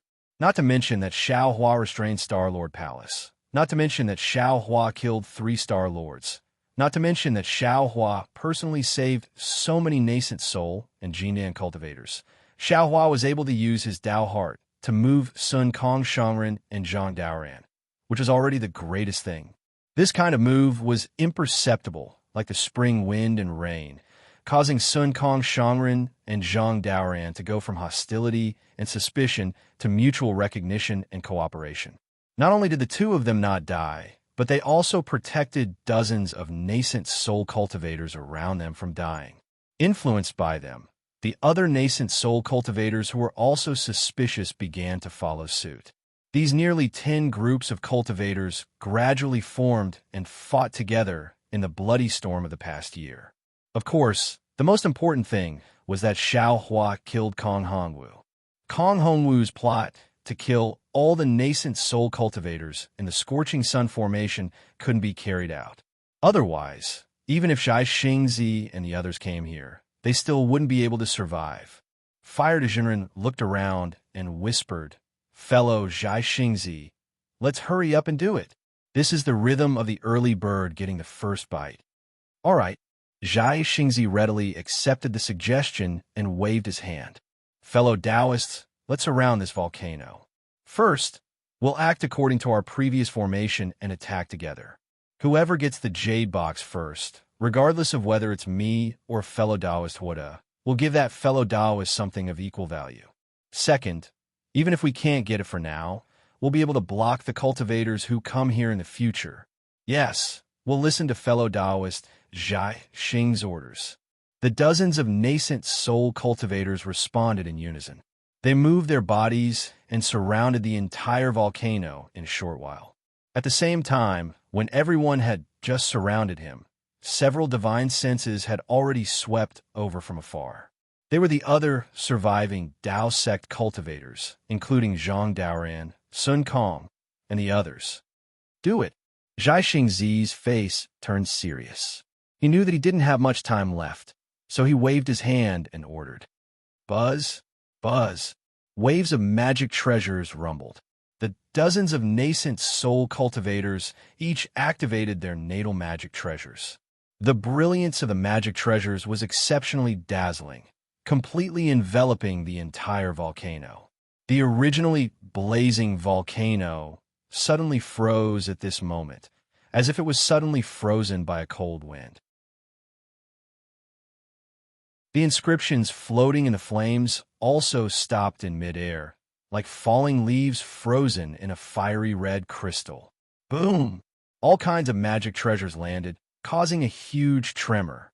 The mountain that was originally condensed from flames was suddenly hit until it shrunk. The full inscriptions melted layer by layer and were annihilated piece by piece under the power of the magic treasures. It was as if boiling water was poured onto snow. There was no resistance at all. Great! Zhai Xingzi was overjoyed. He activated his magic treasures, and the multicolored light around him shone brightly. As he reached out his hand, a dragon-shaped brilliance rushed towards the fire mountain. In the blink of an eye, it was about to land on the jade box. But at this moment, the corner of Huada's eyes twitched slightly, as if he had sensed something. However, he smiled faintly. His eyes flashed with a hint of mockery, but he didn't say anything. Ka. The sound of a rat gnawing on a table leg at night rang out. Layer after layer of inscriptions suddenly appeared in front of the cultivators. Each of the inscriptions emitted a solemn sound.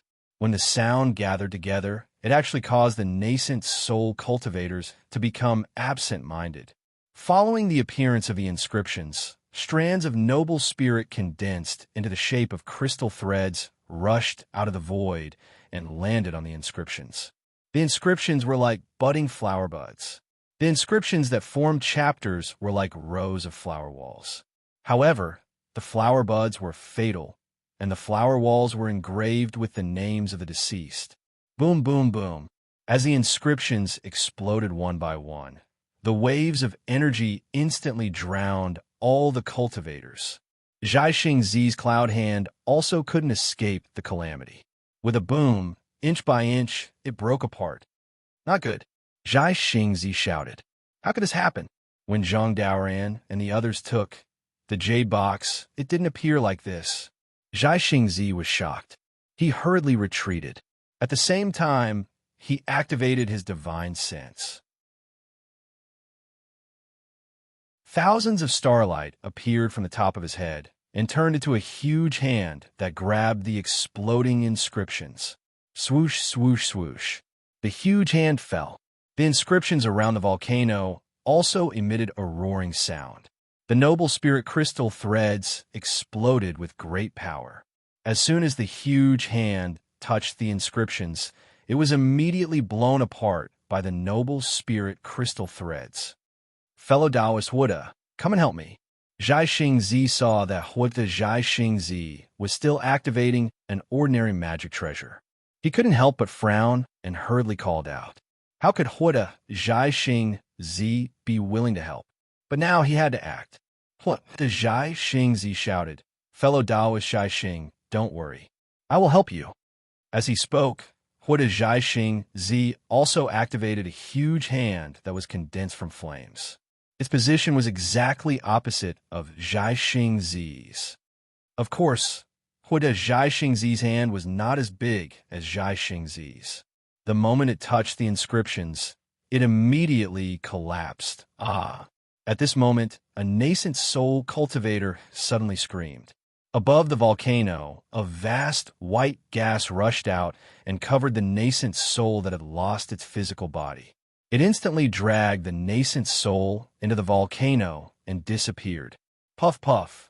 After a nascent soul cultivator died, the other nascent soul cultivators also endured the most difficult stage. They all activated their magic power and used their divine sense to escape from the attack of the inscriptions. When these cultivators came out, the terrifying inscriptions gradually disappeared as if they had never existed. The volcano that had been hit until it lost its light was now waving its fangs and brandishing its claws. As he looked at the group of cultivators with ghastly pale faces and the damaged magic treasures in their hands, a bitter taste arose in Zhai Xingzi's mouth. He understood in his heart that this last treasure was absolutely not as easy to obtain as the previous two. Zhai Xingzi wanted to give up, but he couldn't say it. This was not only a matter of face, but also a matter of life and death. Even if he didn't take this treasure, the Jade Pavilion Gatherings Dragon Gate would not open. They still had to stay here. Ha ha ha. Sun Kong Shangren's mocking voice came like a wave. You dare to go to the volcano without 3 inches? You're just a bunch of useless people. Yet you want to covet the 3 great treasures? Are you defeated? If you can't, then quickly move aside and let this old man take it. Sun Kong Shangren's words really made Zhai Xingzi blush, because these were the words he mocked Sun Kong Shangren when he first failed to take the treasure. However, Sun Kong Shangren then successfully took the jade box with Zhang Daoran. Now, Sun Kong Shangren was just returning the original words. Sun Kong Shangren's voice had already arrived, but he was still far away. Huda Zhai Xingzi heard it, and his heart tightened. The first people he found were Sun Kong Shangren and Zhang Daoran. Unfortunately, Zhang Daoran didn't care about Huda Zhai Xingzi joining, but Sun Kong Shangren was extremely disgusted with Huda Zhai Xingzi. The kind of disgust was undisguised on his face. Huda Zhai Xingzi was also a late Yuanying stage cultivator. How could he bear this? After a few words, he flicked his sleeves and left. In his heart, he was extremely contemptuous of this group of people who were only a few dozen at that time. But what made Huda Zhai Xingzi surprised was that more and more people gathered around Zhang Daoran and Sun Kong Shangren, and more star formations were broken. Just as Huda Zhai Xingzi was about to coldly watch these two people being killed by Star-Lord Palace, they unexpectedly took two treasures. At this time, Huda Zhai Xingzi almost suspected that Kong Hongwu of Star-Lord Palace had changed his nature and began to favor the Taoist cultivators.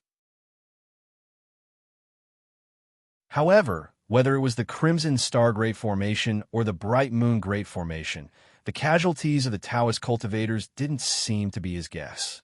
Therefore, Huda Zhai Xingzi slightly shifted his target from killing Xiao Hua to the treasures. As for Zhai Xingzi, to be honest, Huda Zhai Xingzi just wanted to make use of him. When Xiao Hua appeared, or when Xiao Hua was fighting with him for the treasures, he could borrow Zhai Xingzi's power to kill Xiao Hua. Zhai Xingzi was a little embarrassed. He looked at the jade box on the volcano in the distance, and then looked at the group of cultivators who were greatly injured. He thought about whether to continue or not. After all, before Sun Kong Shangren and the others arrived, they still had enough time to attack again. Fellow Zhai Xing, what are you hesitating for? If we don't attack now, when Zhang Daoran and the others arrive, how will we have a chance? Huda Zhai Xingzi urged from the side. Zhai Xingzi nodded. Fellow Zhai Xingzi is right. Previously, I didn't succeed. Now it's up to you. When Huda Zhai Xingzi heard this, he felt like vomiting blood. However, what Zhai Xingzi said was also right. Even if it was a round, it would still be his turn to attack. Huda Zhai Xingzi smiled. He already had a plan in mind. He nodded and said, Fellow Zhai Xingzi is right. I also want to lead everyone to succeed. Unfortunately, my life source magic treasure was stolen by that bastard Xiao Hua. I only managed to stay alive by fleeing with all my might. Today, even if I use all of my magic power, I still won't be able to stand shoulder to shoulder with fellow Zhai Xingzi. How about this? Fellow Zhai Xingzi, we don't have much time. This time, we must succeed in one strike. There can't be the slightest mistake. I'll be the main force, and fellow Zhai Xing will be the support. Why don't we attack together?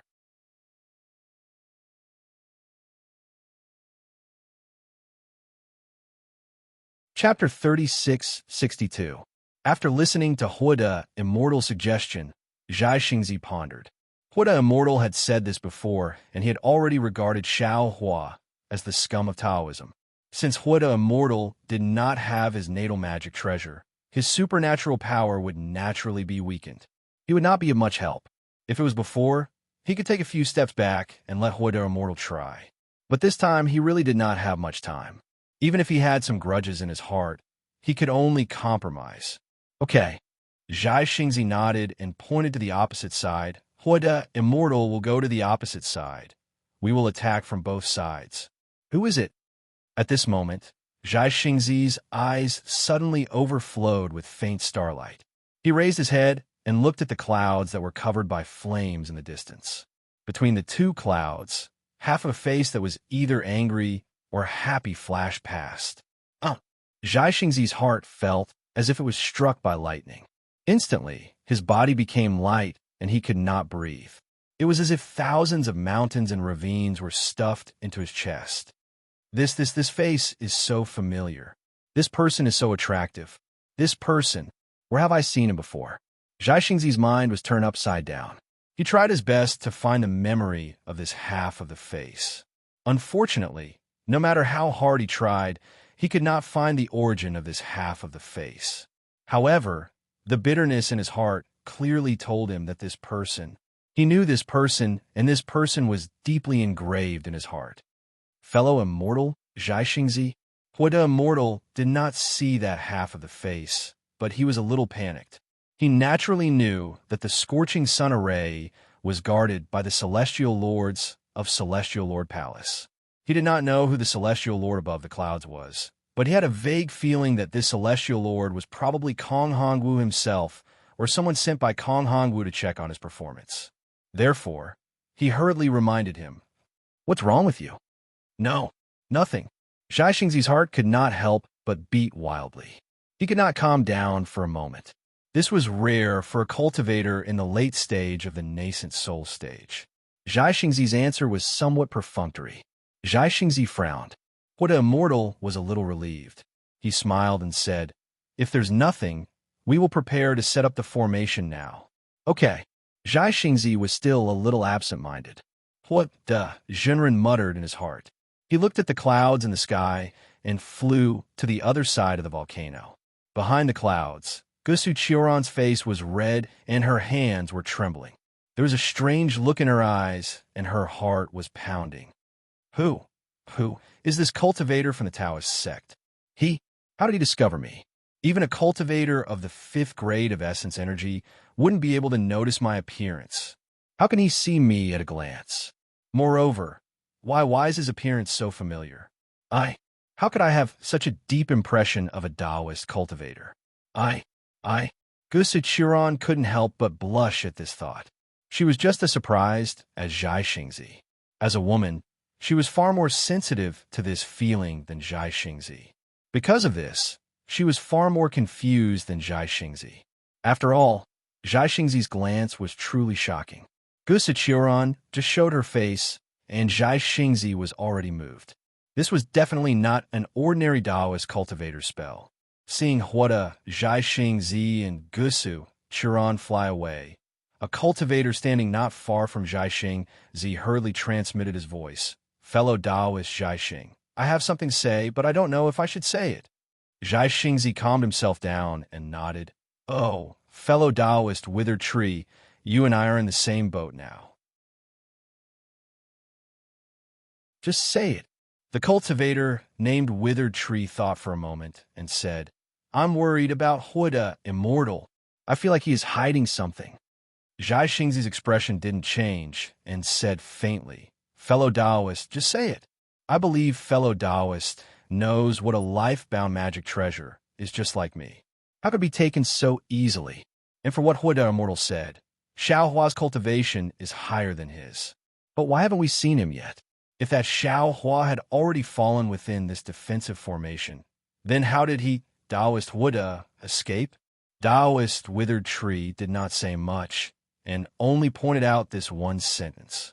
Zhai Xingzi sighed and looked at the immortal. After all, he is a Taoist cultivator. At this time, I have no choice but to believe him, although I know he might want to use our power to achieve his goal. Now is the time to join hands. But rest assured, fellow Taoist Withered Tree, if there is anything wrong with Huda, I'll be the first to kill him. Ow. Okay. Withered Tree Taoist nodded and looked at the cultivators in the distance and sighed. Our magic power is almost exhausted, and we are also exhausted. This last rare treasure. A trace of displeasure flashed across Zhai Xingzi's face, and he said, "Confucian cultivators have a saying, the first drum is the best, the second is the worst, and the third is the worst. We have only just attacked for the second time. How can fellow Taoists say we are defeated?" Zhai Xingzi was displeased, and his majesty was revealed. Withered Tree Taoist's heart skipped a beat, and he didn't dare to say anything more. He closed his mouth and began to channel his magic power.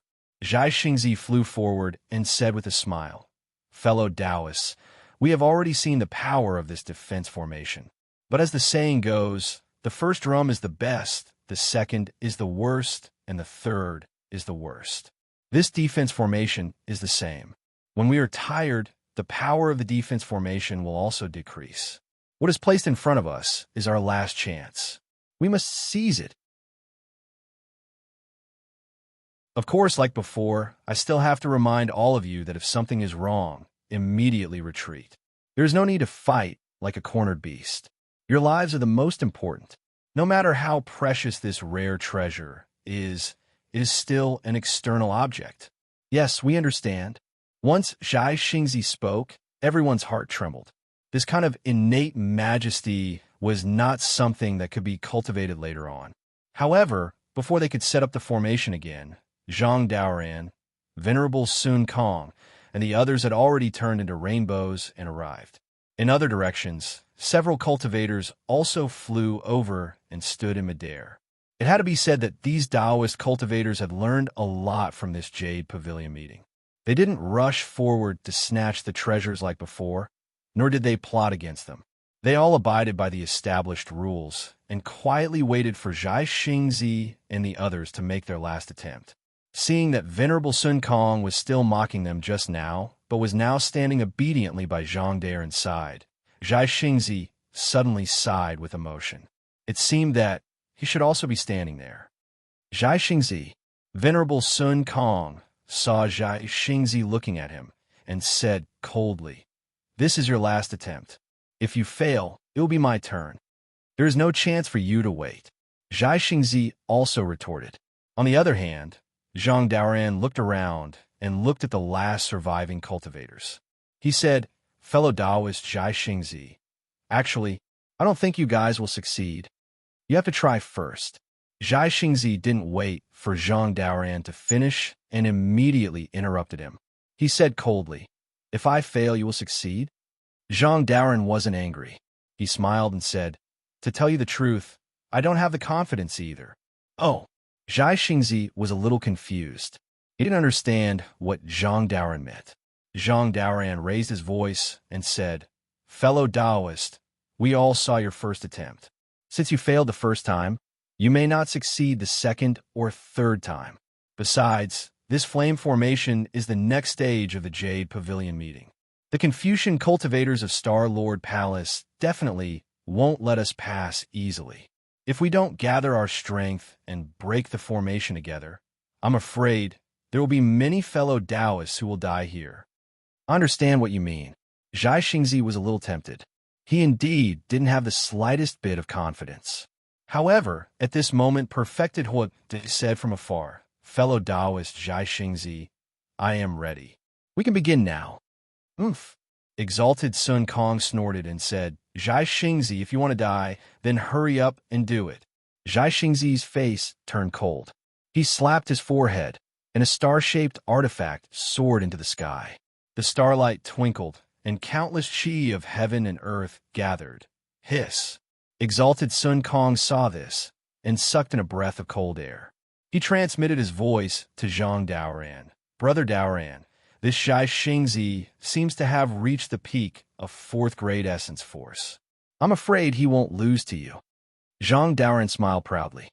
Zhai Xingzi's artifact is the falling star. It is known as the artifact closest to a spirit artifact in the Tao sect. My artifact can't compare. Huh. Exalted Sun Kong laughed loudly. How could he not know the meaning behind Zhang Daoran's words? Exalted Sun Kong's laughter had just sounded when Zhai Xingzi's artifact, the falling star, turned into a fist and smashed towards the volcano. On the other side of the volcano, Dejinren also activated his flaming hand, and together with Zhai Xingzi's fist, they attacked the jade box on the volcano. Seeing this, the other cultivators hurriedly activated their magic power again. Right at this moment, something strange happened again. Boom, boom. A huge sound came from the mountain of flames in the distance. Before everyone could turn their heads to look, a terrifying aura suddenly came from that place. Not only did all the cultivators tremble and fall a few feet, even half of the flames in the scorching sun grand array were extinguished by this aura. Set up the array. Exalted Sun Kong saw the opportunity quickly and roared. He thought it was Star Lord Hall's killer. Before Zhang Daoran and the other cultivators could fly, they saw a huge light pillar soar into the sky. It passed through the flames and the clouds in the sky and disappeared. Everyone saw that the fear disappeared along with the light pillar like a receding tide. They were very puzzled. However, Zhang Daoran and the others set up the array. The other cultivators also set up the array and were on guard. Rumble. Just as the light disappeared, the entire scorching sun formation began to tremble again. Volcanoes collapsed one after another. Clouds turned into streams of fire and fell from the sky. Forests turned into fiery ponds that spiraled in the air. Everyone turned pale with fright. They were somewhat at a loss.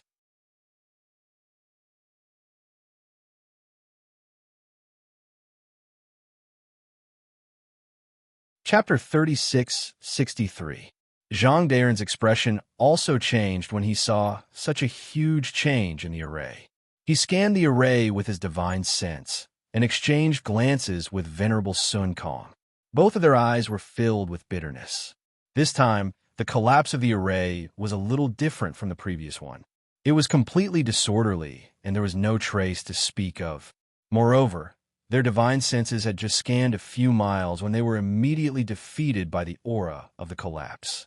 They couldn't go far. Even if they wanted to escape, they would be like headless flies. Oh no! Before they could withdraw their divine senses, the entire space was torn apart. Their divine senses were also cut off in the broken space. Zhang Daoran and Venerable Sun Kong's divine senses were damaged. Their faces were pale. They hurriedly waved their hands and wanted to escape with the other cultivators. At this moment, a loud sound came from beside them. They quickly turned around and saw the volcano where the jade box was located collapse. The space around the volcano was broken and shattered like glass.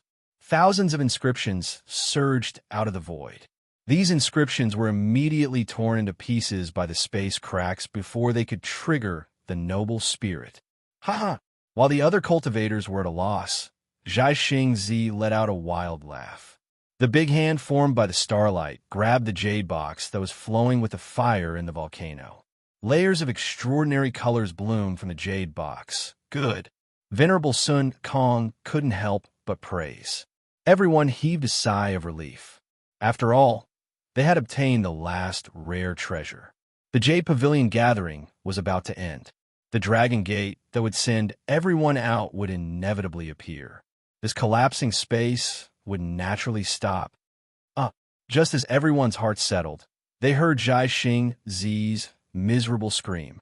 A space crack appeared out of nowhere between Zhai Xingzi's big hand and instantly cut the big hand apart. Zhai Xingzi's expression changed drastically.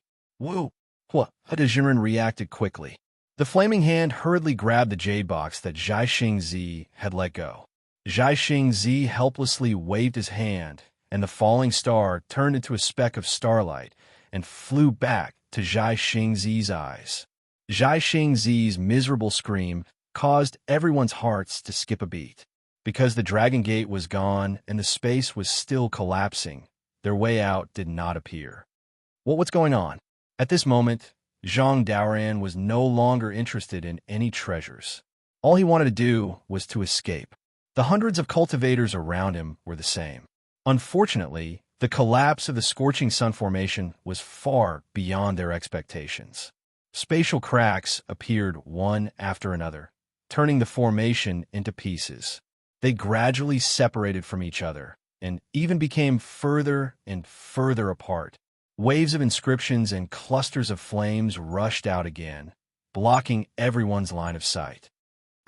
A golden core cultivator was caught in the flames in a panic. He screamed as his body was corroded. The flames quickly killed him. Immediately afterward, several more golden core disciples were killed by the spatial rifts.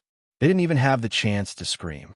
At a place several miles away from Zhang Daoran, Taoist Yuan Qing, Hong Songzi, and Hai Hongzi were watching from afar with a group of gold core disciples. These three nascent soul cultivators had already reached an agreement outside of Yaotai Mountain, and they had also refined a type of joint offensive magical item. Therefore, after they met up with the Crimson Star Grand Formation, They had enough power to protect themselves. After that, they gathered another group of gold core cultivators and rushed here. Naturally, they wouldn't covet the rare treasure anymore. They just wanted to follow Zhang Daoran and get out of the Yaodai gathering safely. At this time, they were also facing a disaster.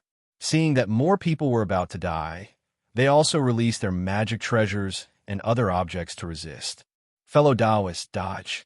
Taoist Yuan Qing's sharp eyes saw a flame rushing out of the void. He hurriedly shouted at Hong Songzi, who was next to him. Hong Songzi was shocked. His figure suddenly turned into a rainbow and fled into the distance. When he saw Hong Songzi turn into a rainbow, Hai Hongzi became anxious and immediately transmitted a message. Fellow Taoist, stop. However, before his voice could reach Hong Songzi's ears, several spatial cracks suddenly appeared and landed on Hong Songzi's body in the blink of an eye. Kacha! Hong Songzi's treasured clothes blossomed with aqua blue brilliance and instantly shattered. His corporeal body was also torn apart along with the treasured clothes that fluttered away. Chirp! A nascent soul cultivator wearing a treasured armor flew out of his body at the critical moment. His small face was full of panic. Taoist Yuan Qing's heart turned cold.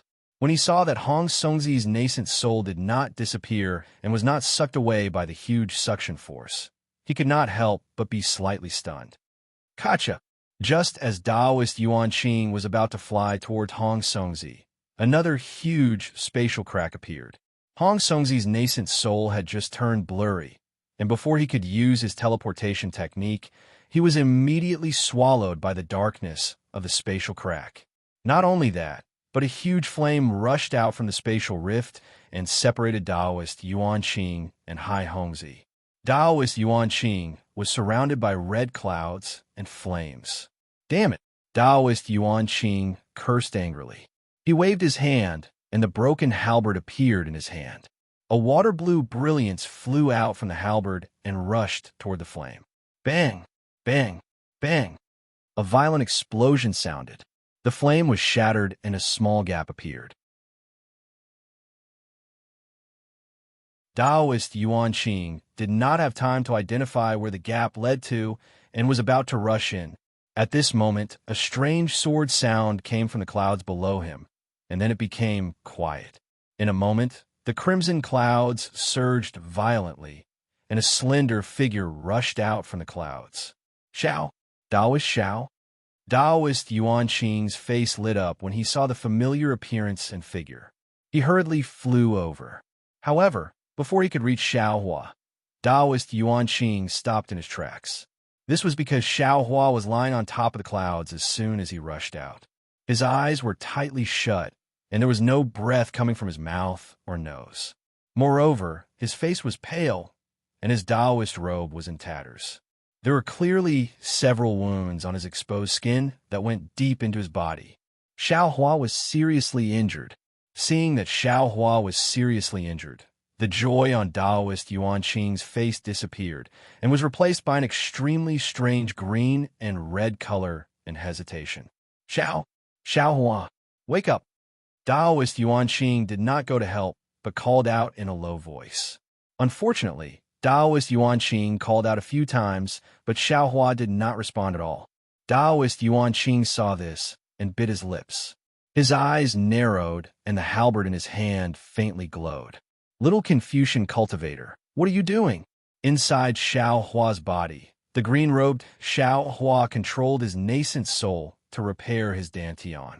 He was shocked when he saw the Confucian cultivator Xiaohua actually withdrew his sword form and fell here.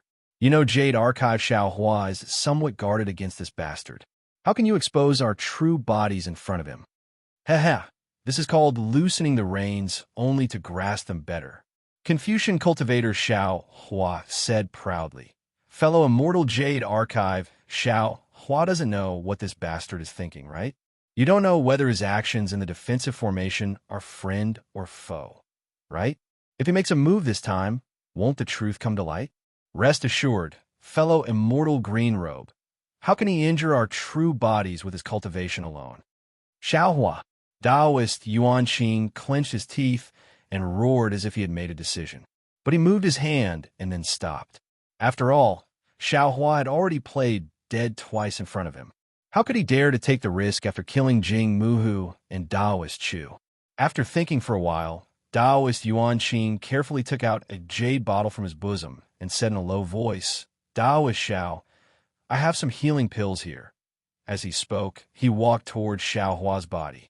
The tip of the small halberd in his hand was pointed at Xiao Hua's forehead. "Damn it!" Confucian cultivator Xiao Hua cursed. "This bastard is too cunning. What is he trying to do?" Alas, Confucian cultivator, you and I are fellow Taoist Jade Archives clones after all. We don't know much about human nature. The green-robed Xiao Hua sighed. "Don't think about it. Just kill him."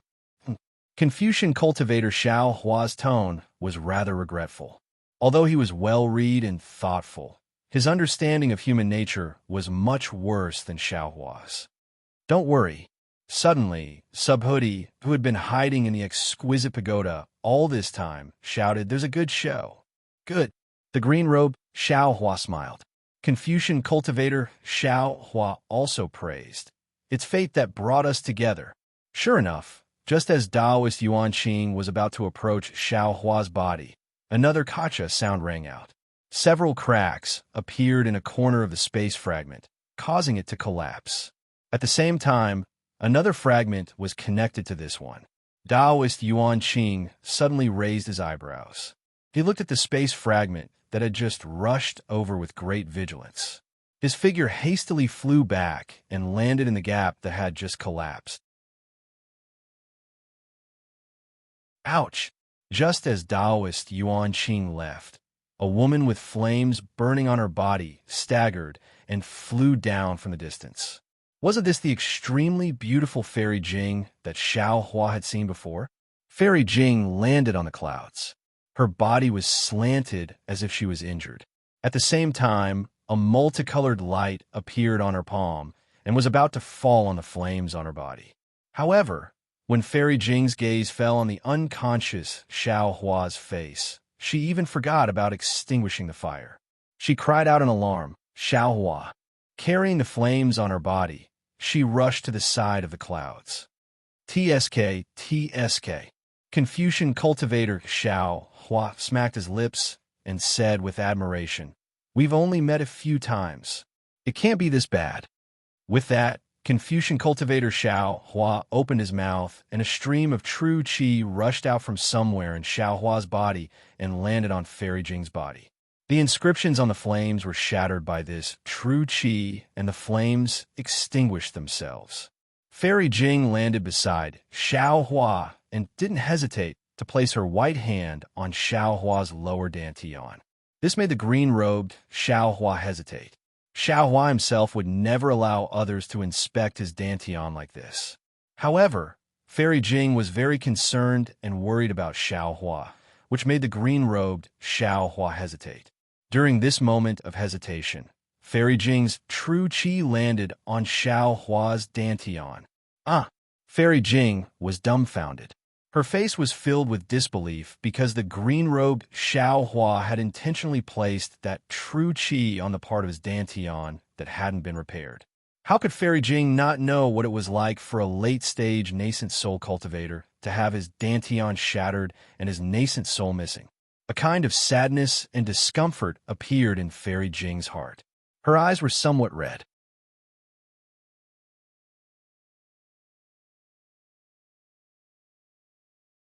Chapter 36-64. Just as the green-robed Xiao Hua was about to speak to the scholarly cultivator Xiao Hua's body suddenly moved. He circulated his cultivation method and forced out Fairy Jing's true yuan. The green-robed Xiao Hua knew that Jade Archive Xiao Hua had awakened. Everything was about to end. Fairy Jing's heart was filled with grief. She didn't notice that the flames on her body had extinguished, nor did she notice that her true yuan had been forced out. She saw Xiao Hua's eyelids blink a few times and slowly open. She hastily changed into a cheerful smile and forced herself to say, "Xiao Hua, you're awake." "Oh, Fairy Jing?" Xiao Hua saw Fairy Jing's smiling face and didn't understand for a moment. However, when he heard her words, he understood the whole story. He glanced at her and said, "You, why are you here? Where's this place?" "Oh, this is the last great formation of the Jade Mountain. The last treasure has already been taken by Hoi the Taoist," Fairy Jing hastily replied. "However, the Dragon Gate of the Jade Pavilion Gathering hasn't appeared yet. The entire Great Formation is collapsing, and all the cultivators are in a mess." Xiaohua heard this and couldn't help but smile helplessly. Nonsense, Kong Hongwu was killed by him. How could the Dragon Gate of the Jade Pavilion Gathering appear? As soon as he woke up, he met Fairy Jing and didn't have a chance to see Kong Hongwu's Chinquan bag. Of course, he didn't know how to open the Dragon Gate. "Xiaohua, how did you get here?" "Just now, no, I haven't seen you for a year," Fairy Jing hastily asked, as if she was afraid that she wouldn't have the time to ask in this life. Xiaohua laughed bitterly once more and said in a low voice, "I was injured by the boulders in the rockfall formation, and then I lost consciousness. Now that I've just woken up, I presume all the grand formations were destroyed, and I was sent out as well. Ouch, my dantian." When Xiaohua finished speaking, he actually cried out in alarm, as if no one else could hear him. "Shoo!"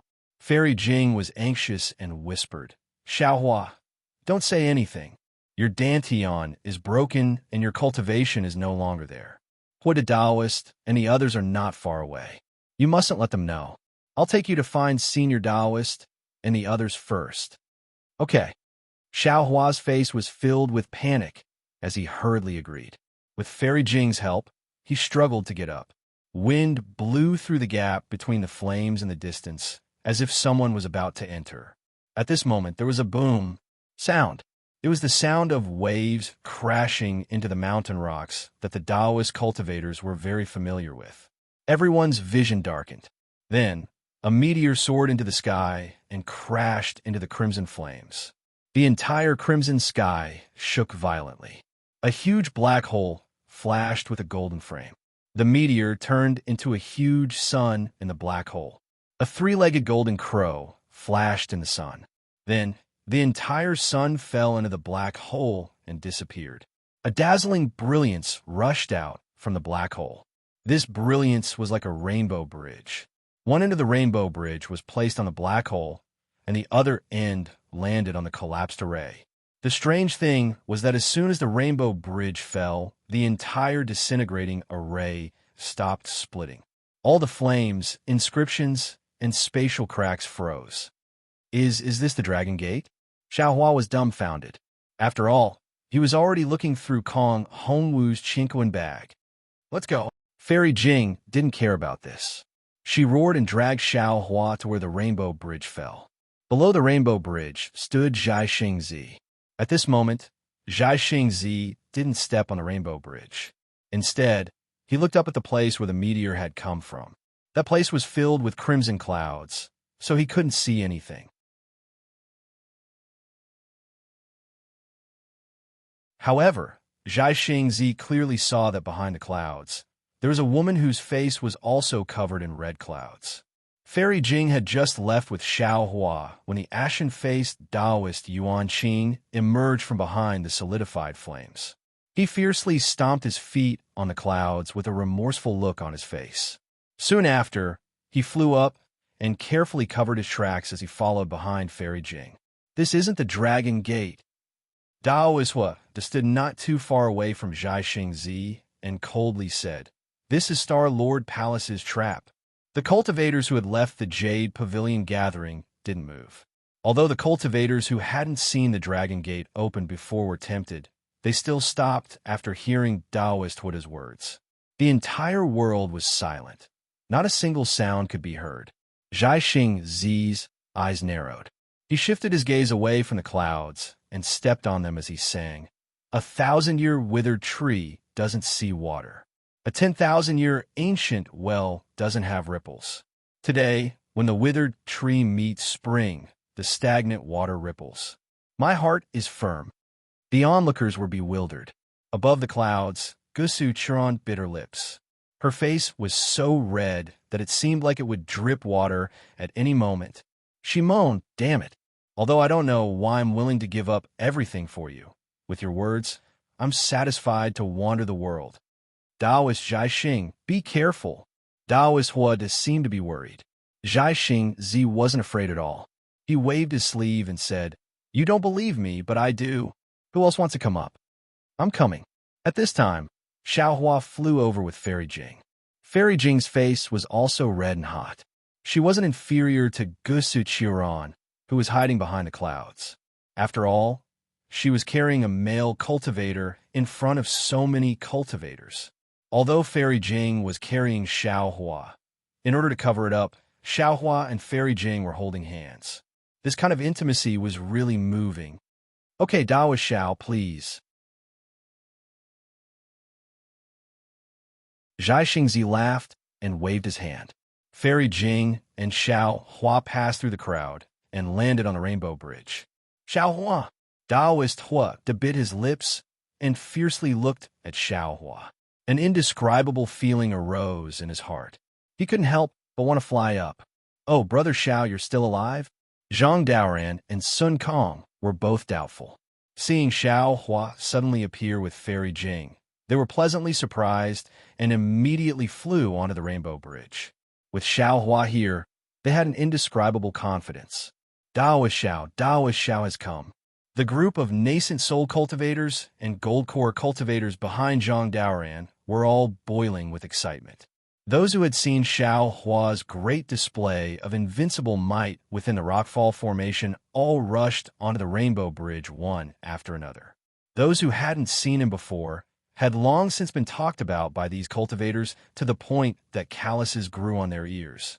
Seeing Xiaohua, who was more powerful than Zhang Daoran and Sun Kong, leave, how could they still stay? "Xiaohua!" Taoist Hua clenched his teeth and also helplessly braced himself to fly onto the Rainbow Bridge. He knew in his heart that although this wasn't Kong Hongwu's Dragon Gate, since others had gone up, he could not go up. However, he was still curious. What exactly was this Rainbow Bridge? If he was in danger, would Kong Hongwu help? The Rainbow Bridge didn't move and stabilize the collapse of the Blazing Fire Formation. Zhaixingzi and the others rushed into the black hole and quickly disappeared. After all the cultivators had left, Gusu Qiran also appeared from the clouds. She turned to look at the fire and debris under her feet and clapped her hands. A cloud fell from the sky, and a moment later, a woman in a Taoist robe flew out from the cloud. A broken star armor fell from the cloud. When Gusu Qiran landed on the Rainbow Bridge, the Rainbow Bridge slowly shrank and disappeared into the black hole. Gusu Qiran silently looked at the collapsing formation and frowned. She was very surprised. "Kong Hongwu, where did he go? Could it be that something big happened to Star-Lord Palace? Right now, I'm afraid this is the best time for me to escape from Star-Lord Palace." When Gusu Qiran's figure disappeared, the blazing sun formation began to boil and collapse again. There was indeed no one inside the formation, whether it was Taoist cultivators or Star-Lord Palace's immortal soldiers. However, Gusu Qiran was wrong. She knew that the scorching sun formation was set by the immortal generals of the immortal palaces. The Confucian cultivators of Celestial Lord Hall, from Kong Hongwu to the Celestial Lord guarding the formation, couldn't pry into it. Thus, she boldly used the so-called Peach Zombie Li Meng to escape. However, she didn't know that after the Lianyao pot escaped, the formation under Yaotai Mountain had already collapsed and the connection between the sun, moon, and star formation was gradually disappearing.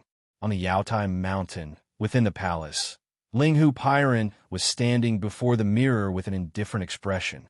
Although the things on the mirror appeared to be rather indistinct, Linghu Pyron was holding his chin with one hand. He was looking at all of this in a very thought-provoking manner. His eyes contained a sneer, confusion, and even a trace of concern. The light from the Lianyao pot rushed out of Yaodai Mountain and quickly disappeared into the void. The Heavenly General's primordial spirit shadow followed behind like a real person. When it reached the sky, it opened its mouth and a palm-sized Imperial equipment flew out. This Imperial equipment was in the shape of a flying shuttle, and a layer of light purple clouds appeared on top of it. The heavenly general's body swayed, and the entire primordial spirit shadow entered the imperial equipment. Buzz! The flying shuttle let out a strong roar, and the space within a few feet showed slight distortions. A huge pillar of vast sheet fell into the flying shuttle from all directions. Whoosh! The flying shuttle didn't move at all, and it crashed into the void and disappeared. After an unknown amount of time, the flying shuttle that was flying forward at an extremely fast speed in the void suddenly hit an invisible enchantment. Circles of 9-colored light rippled in all directions in the void. Even the void was extremely distorted.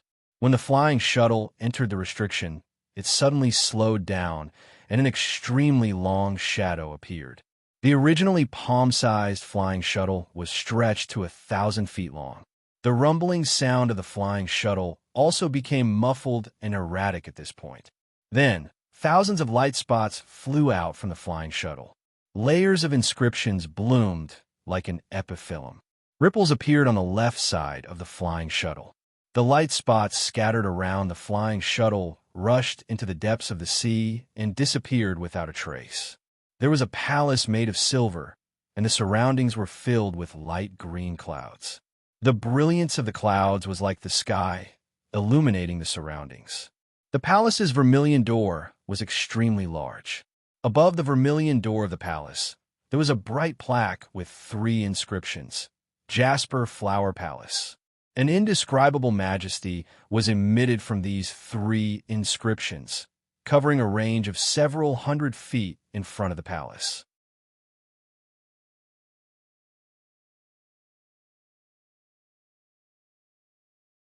Chapter 3665. Behind the towering palace gate were layers upon layers of pavilions and pavilions. They were dazzling, exquisite, and majestic. In the clouds above the pavilions, colorful phoenixes danced gracefully, followed by hundreds of other immortal birds. Their cries entered one's ears. On the ground inside the palace, clouds were also rolling. They seemed to be evergreen, immortal grasses. Immortal trees were everywhere, giving off a clear light and a delicate fragrance. In the palace, many young women dressed in palace dresses of various colors were holding jade bottles, ruby scepters, and other things. They were flying around on auspicious clouds. Similarly, there were also many young children playing or weeding beside the immortal grasses. It was indeed the auspicious and aura of immortals. It seemed that everything was normal. At this moment, in an extremely secret pavilion in the palace, a strange brilliance suddenly flashed. Then, the crackling sound of firewood being roasted on a bonfire could be heard. Then, from the corridor outside the pavilion, a woman in her 20s flew in at an extremely fast speed. She was as beautiful as a flower, and her watery peach blossom eyes flashed with a seductive smile. When the woman saw the brilliance in the pavilion and the bright clouds that were constantly gushing out from the noise, her face lit up with joy. But then, she frowned slightly and raised her left hand. Her fingers that were whiter than snowflakes quickly bent. In just a moment, the woman's face changed greatly. She almost cried out in surprise. "Isn't there still a few hours left?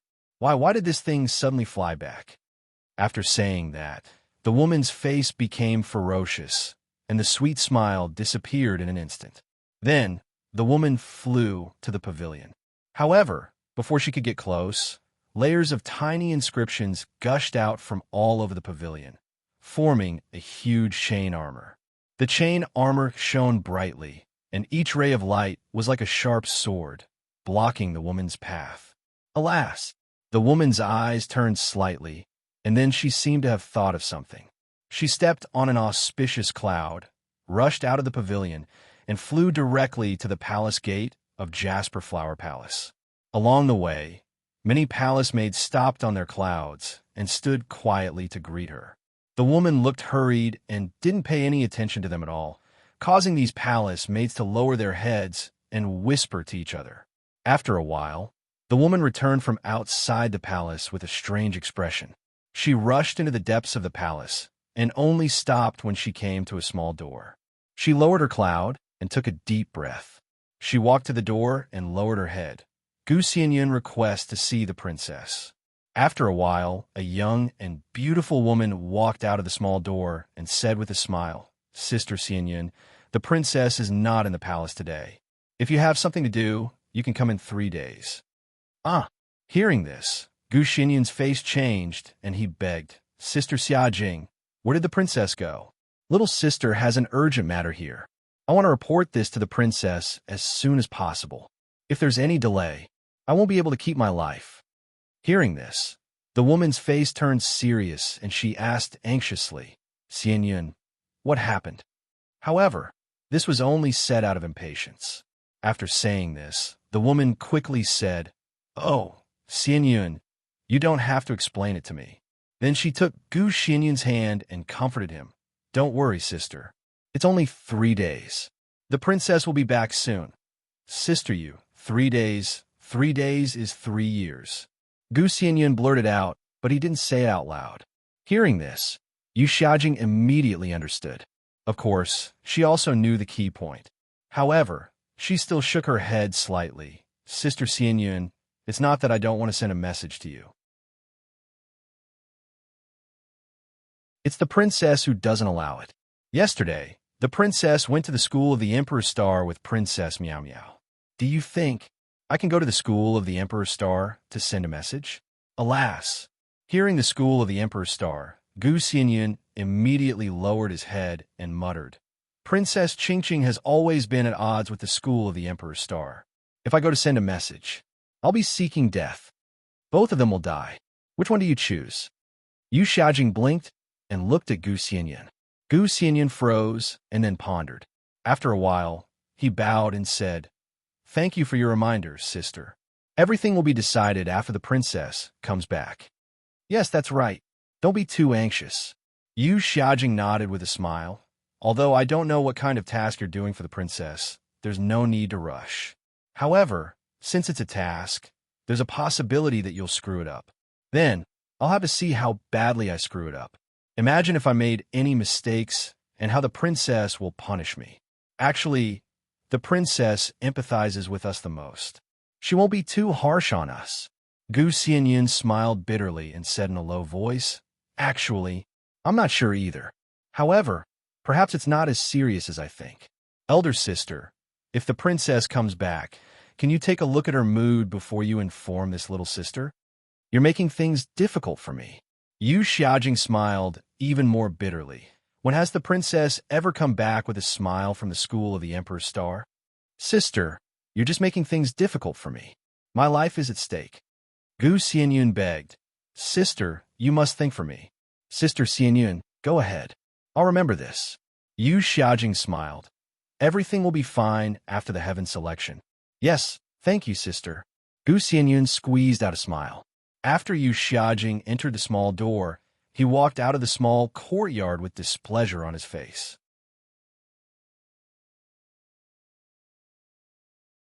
Then, he flew to the pavilion from before and waited there quietly. After a while, Gu Xianyun flew up from the ground again. With a cold smile on his face, he muttered, "No, I can't just wait here like this. That thing has come back.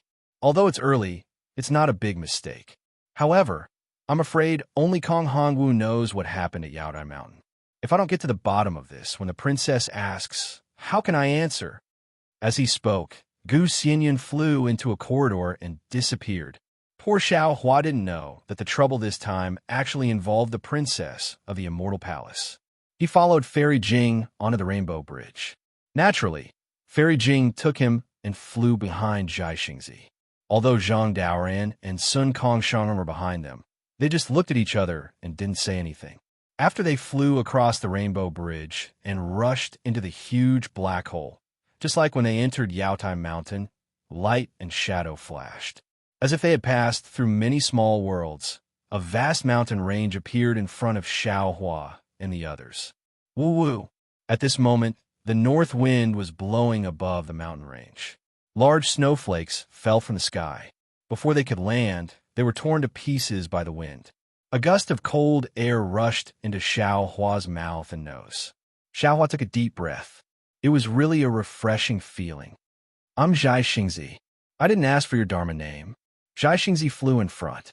After he left Yaotai Mountain, he scanned with his divine sense, and a smile appeared on his face. He looked at Xiao Hua holding hands with Fairy Jing and said with a smile, I really envy your intimacy with your lover. The blush on Fairy Jing's face increased. She pulled back her hand and didn't dare to take it back. She opened her mouth to say something but didn't know how to refute.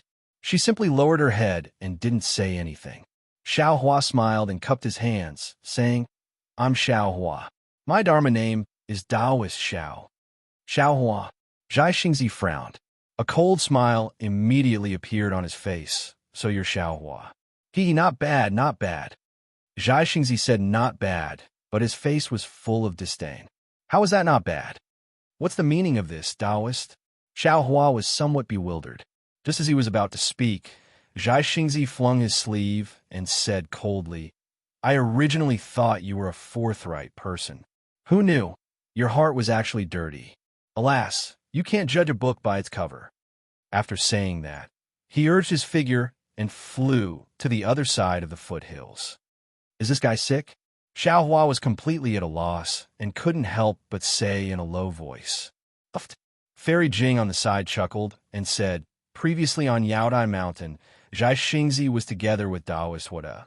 He must have heard Taoist Huda's ugly words. TCH. I was wondering. Xiao Hua suddenly came to a realization. He tilted his head and looked at the rippling water like air behind him. The cultivators flew out one by one. He smiled and said, Fairy Jing, do you think I should kill Taoist Huda right now? If Taoist Huda hadn't been mentioned, Fairy Jing wouldn't have thought about it. However, when she looked back, she found that except for her and Xiao Hua, who followed closely behind Zhai Xingzi, the other cultivators didn't fly out of the Yaotai, meeting in the same order as on the Rainbow Bridge. Zhang Daoran and Sun Kong Shangren weren't behind them at all. This is bad. Fairy Jing hurriedly urged her magic power to fly away. While flying, she scolded, You still want to find trouble. It's good enough that Taoist Huda didn't find trouble with us. Us? Xiao Hua touched his nose and smiled bitterly. However, after thinking for a moment, he still pretended that he had lost his cultivation. Fortunately, Fairy Jing didn't have to worry for long. A moment later, several powerful divine senses swept over. Two of them were Zhang Daoran and Sun Kong Shangren. The two turned into rainbows and rushed over from afar. The other divine senses were somewhat resentfully retracted. Brother Xiao. Sun Kong Shangren shouted without flying close. You're really good. It seems that Fairy Jing was still beside this old man just a moment ago. This in just a few breaths of time, you actually seen your Sun Kong. Fairy Jing's face was very red. She hurriedly flew over with Xiao Hua and shouted, Senior, quickly come and take a look. Xiao Hua. At this point, Fairy Jing changed to transmitting her voice. Zhang Daoran was naturally more attentive than Sun Kong Shangren. When he saw that Xiao Hua wasn't flying and was being carried by Fairy Jing, he already felt something was wrong. Without waiting for Fairy Jing to transmit her voice, he hurriedly flew over to Xiao Hua and raised his hand to check Xiao Hua's injuries. However, at this moment, Zhang Daoran stopped and looked at Xiao Hua with a stunned expression. At this moment, Xiao Hua's lips were slightly moving as if he was explaining something. Xiao Hua didn't say much and only said a few words. Zhang Daoran slightly frowned. He looked at Fairy Jing and then at Sun Kong Shangren. His expression was very serious as he said, Brother Sun Kong, do you have any medicinal pills?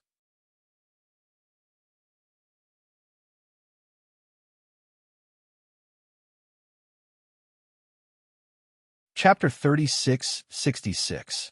When Sun Kong heard this, he shook his head slightly and said with a bitter smile, Brother Daoran, you really think too highly of me. My Dantian is destroyed, and my nascent soul, I'm afraid it will also be greatly damaged, not to mention completely obliterated. Even if I lose an arm or a leg, to completely recover, not only will I need to take a nascent soul pill, but I also need to cultivate for hundreds of years to fully recover. That nascent soul pill is a legendary immortal pill.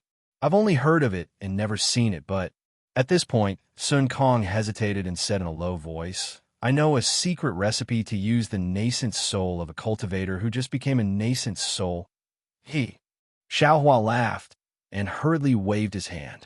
He gave Zhang Daoren a look and then said to Sun Kong, No need to trouble Brother Sun Kong. I have a medicinal pill here. Although it's not as good as the nascent soul pill that fellow Taoist mentioned, it has an excellent effect on rebuilding the Dantian. I just haven't had a chance to take it. After a while, I'll find a place to take it. Although it can't be completely recovered in a short time, it's possible to use magic power and divine sense. Brother Xiao, what medicinal pill is this? Zhang Daoren was transmitting his voice to Sun Kong. Before Zhang Daoren could explain clearly, Sun Kong heard Xiao Hua showing off and hurriedly spoke. As soon as he opened his mouth, he was scolded by Zhang Daoren. Sun Kong's face also showed embarrassment. After all, both of them felt that Xiao Hua was making an excuse. Unexpectedly, Xiao Hua raised his hand and took out a jade bottle from his bosom. He said with a smile, This pill is called the Heaven-Mending Pill.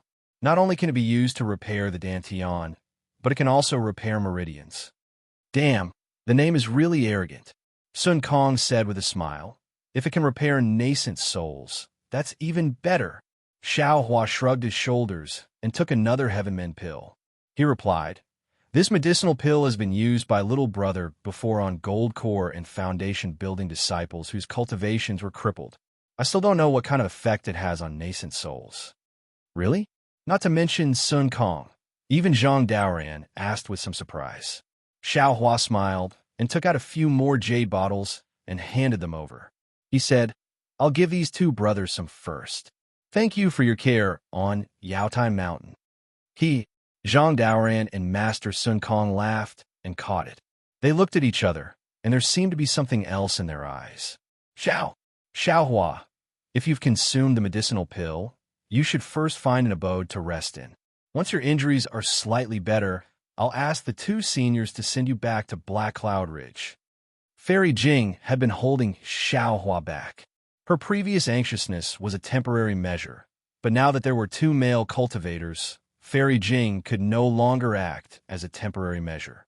Now that Zhang Daoren and Sun Kong already knew that Xiao Hua's injuries were fake, they naturally wouldn't expose it. They hurriedly waved their hands and said, We still have matters to attend to. I'm afraid we can't send Xiao Hua back to Black Cloud Ridge. Fairy Jing, if you don't have any special matters, why don't you send Xiao Hua back? You're a nascent soul cultivator, so you should be able to protect Xiao Hua. Fairy Jing didn't expect the two of them to push the blame away, so she hesitated. Zhang Daoren thought a lot. He smiled and said, Now that we have come out of the Yaotai assembly, we have escaped from the tiger's den, there's no need to be so anxious. As a matter of fact, the fellow Taoists who trained with us on the Yaotai Mountain have all gathered here. Let's first discuss how to distribute the things we obtained on the Yaotai Mountain. Brother Xiao also happens to be recuperating from his injuries. It won't be too late for Fairy Jing to make a decision when it's time to leave. All right. Fairy Jing nodded slightly. She looked to the left and pointed to a mountain peak in the distance, saying, What about over there? Junior will take Xiao Hua there first? Sun Kong looked up. Although there was a lot of snow on the mountain peak, there was a large flat open space suitable for cultivators to rest. He nodded and said, Then I'll have to trouble you, Fairy Jing. Fairy Jing flew away with Xiao Hua. Sun Kong took out the jade bottle, looked at it for a moment, and whispered a few words to Zhang Daoren. Soon after, over 100 cultivators flew over from all directions. They were the Taoist cultivators who had gone through life and death with them at the Yaotai assembly a year ago.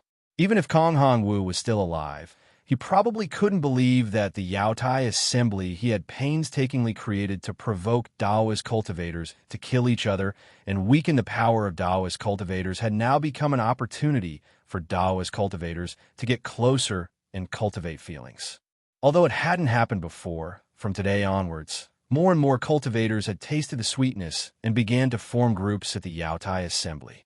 When these cultivators saw Zhang Daoran and Sun Kong, they were still as respectful as they were at the Yaotai assembly. After greeting them, they stood quietly on the left in an extremely orderly manner. However, while many cultivators were standing, they also looked into the distance as if they were checking Xiao Hua's movements. After less than an hour, Zhang Daoran looked around and said with a smile, "Fellow Taoists, thank you for trusting me and fellow Taoist Sun Kong and handing over all our gains in the Yaotai meeting. We can't let you down. Now, please come with us to discuss. We'll find a time and place, and we'll distribute our gains to you." Okay, the cultivators all smiled and said, "Seniors, you can come up with a plan. We believe in you." "That's not right." Sun Kong looked at the nearly 300 cultivators and said in confusion, "How come this old man doesn't remember there being so many people?" "Huh." Zhang Daoran flew up and said with a laugh, "Those who can come are naturally Taoist cultivators. This old man won't mind. Brother Sun Kong, you don't have to worry about it." "Okay." Sun Kong glanced at the crowd and said indifferently, "If you're sincere, this old man won't say anything. If you're half-hearted, don't blame this old man for being ruthless." After saying that, Sun Kong followed Zhang Daoran and flew to the mountain peak. Everyone was magnanimous and didn't care about Sun Kong's words. They followed the two to the mountain peak. Naturally, Xiao Hua wouldn't immediately meditate. Instead, he stood there with a smile on his face. All the cultivators flew in front of him, then landed and bowed. Every one of them had a respectful expression on their faces. Xiao Hua was very humble. After returning everyone's greetings, he said with a smile, "This Xiao has never been good at socializing. Previously, after leaving Yaotai Mountain, I wanted to leave first. However, Brother Dao Ran and Brother Sun Kong stopped this Xiao, saying that the idea of the trade fair was this Xiao's idea and that this Xiao must appear. This Xiao thought for a moment and didn't dare to agree. After all, this Xiao has his own matters to attend to. Moreover, these two brothers' characters and moral integrity are trustworthy. They definitely won't disappoint you. If this Xiao didn't go, it would be unnecessary." Zhang Daoran and Sun Kong glanced at each other and smiled bitterly. The two of them naturally wanted to invite Xiao Hua to participate in the trade fair. However, they didn't expect that Xiao Hua would refuse before they even opened their mouths. Apart from what Xiao Hua said earlier, there must be some other misgivings. "Brother Xiao, you're wrong," Sun Kong hurriedly said. "Since this idea was yours, you have to take responsibility until the end. Even if you don't participate, you have to at least know how the trade is done, the time and place of the trade, and even the results of the trade, right?" "That's right. We hope that Taoist Master Xiao can also participate if you have the time." The cultivators looked at Xiao Hua fervently. Xiao Hua thought for a moment and nodded. "This Xiao has some injuries and needs to heal first. How about you two discuss it with your fellow Taoists first and inform this Xiao when there's a result?" "Good." Exalted Master Sun Kong signaled Zhang Daoran with his eyes again, and he led the group of cultivators to discuss the matters of the trade. Zhang Daoran brought Xiao Hua and Fairy Jing to a secluded place. Zhang Daoran didn't avoid Fairy Jing and said with a smile, "Brother Xiao, do you know how to refine pills?" "I do." Xiao Hua nodded.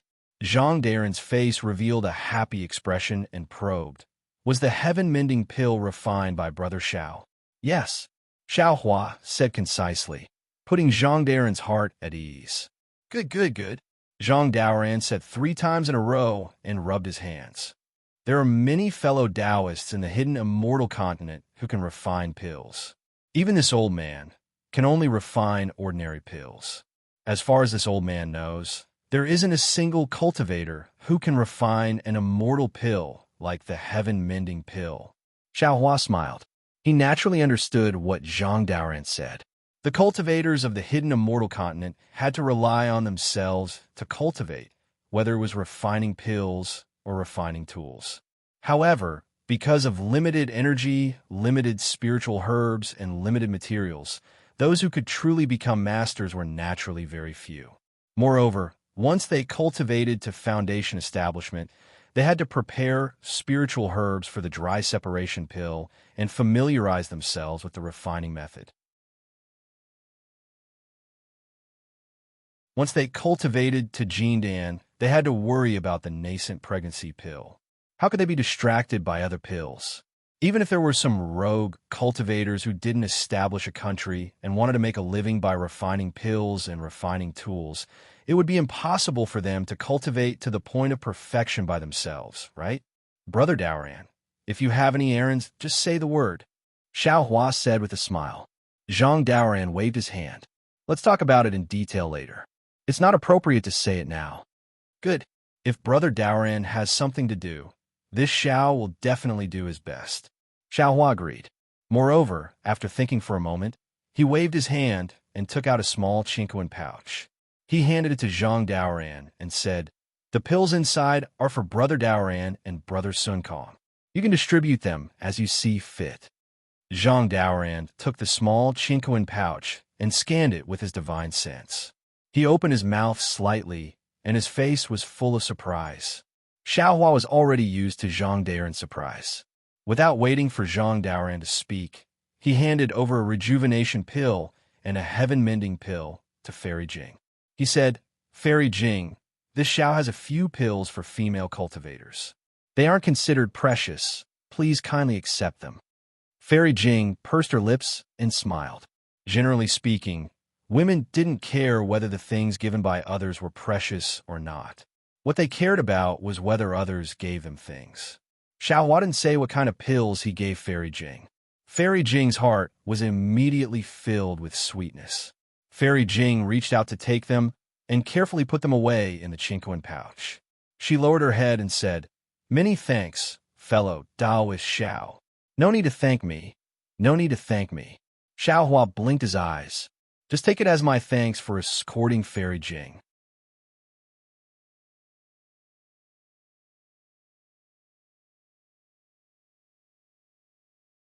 Chapter 3667. Hee. If you want me to be your bodyguard, I'm afraid these pills won't be enough. Fairy Jing replied with a chuckle. Since Xiao Hua wanted to cast a long line to catch a big fish, he naturally had to act well. Fairy Jing was a necessary person. Seeing Fairy Jing agree, Xiao Hua laughed and clapped his hands. Fairy Jing, you can name your price. If I have anything, I'll give it to you. Fairy Jing was overjoyed and acted like a spoiled child. Her eyes rippled with a smile. I've been thinking day and night about entering the leaving body realm. I wonder if fellow Taoist Xiao can help me? No problem. Xiao Hua agreed without hesitation. Seeing Xiao Hua's seriousness, Fairy Jing hurriedly waved her hand. Fellow Taoist Xiao, I'm just joking with you. No need to take it seriously. I'll be happy if fellow Taoist can give me some pointers on cultivation. I'm not joking, Xiao Hua said seriously.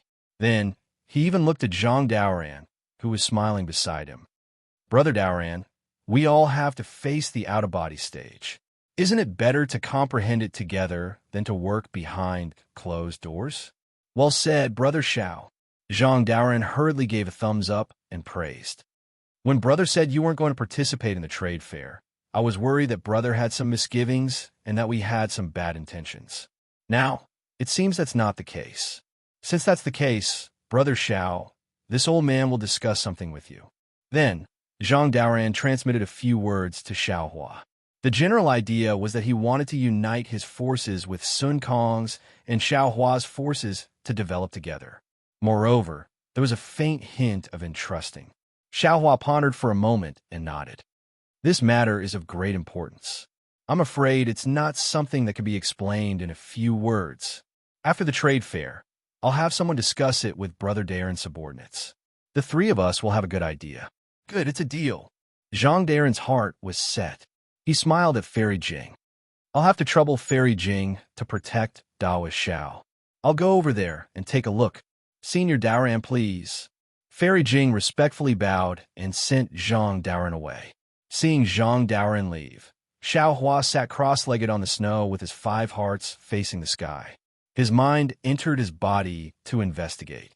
When Fairy Jing saw Xiao Hua circulating his energy, she didn't dare to come over and disturb him. She only slightly released her divine sense to guard the surroundings. Kong Hongwu is truly insidious and cunning. The green-robed Xiao Hua was now in control of his nascent soul. He spat out golden light from his mouth, spreading the medicinal power of the heavenly mending pill and repairing his damaged dantian bit by bit. When he saw the jade archive Xiao Hua enter, he gnashed his teeth and said, "Your methods are also vicious. Our corporeal bodies have been tempered, and our meridians are incomparable to those of ordinary cultivators. That so-called nascent soul annihilation art can penetrate the corporeal body and directly attack the dantian, and even destroy the nascent soul. If I hadn't gone out with my nascent soul, I'm afraid I would have been killed by him. Once bitten, twice shy." Jade Archive Xiao Hua sighed slightly. "This time we suffered a great loss, but the harvest is not small. In the end, nearly 100 nascent souls of the demon purification pot were taken away by the fiend saber. I'm afraid he won't be able to take away many of them." Upon hearing the harvest, the green-robed Xiao Hua was immensely proud of himself. He smiled and said, "Right now, you and I have a lot of empty nascent souls. I want to wear one. Look at one and throw another one to the side." Empty nascent souls. Jade Archive Xiao Hua frowned. "Aren't the nascent souls that we seized from the whirlpool in the demon refining gourd all intact?" The green-robed Xiao Hua shook his head and said, "The nascent souls are all intact, but a lot of them have already been destroyed. The huge whirlpool outside the demon refining gourd is used to destroy the nascent souls and nascent souls. The longer they stay inside, the thinner their nascent souls will be. If I didn't have the Kunlun mirror and the spiritual fire, I would have already been powerless to protect myself. How could I save Taoist Jingting? Oh, this is troublesome." Jade Archive Xiao Hua frowned. "I still wanted to save these nascent soul cultivators and let them cultivate scattered nascent souls. The Immortal Palace is also strange.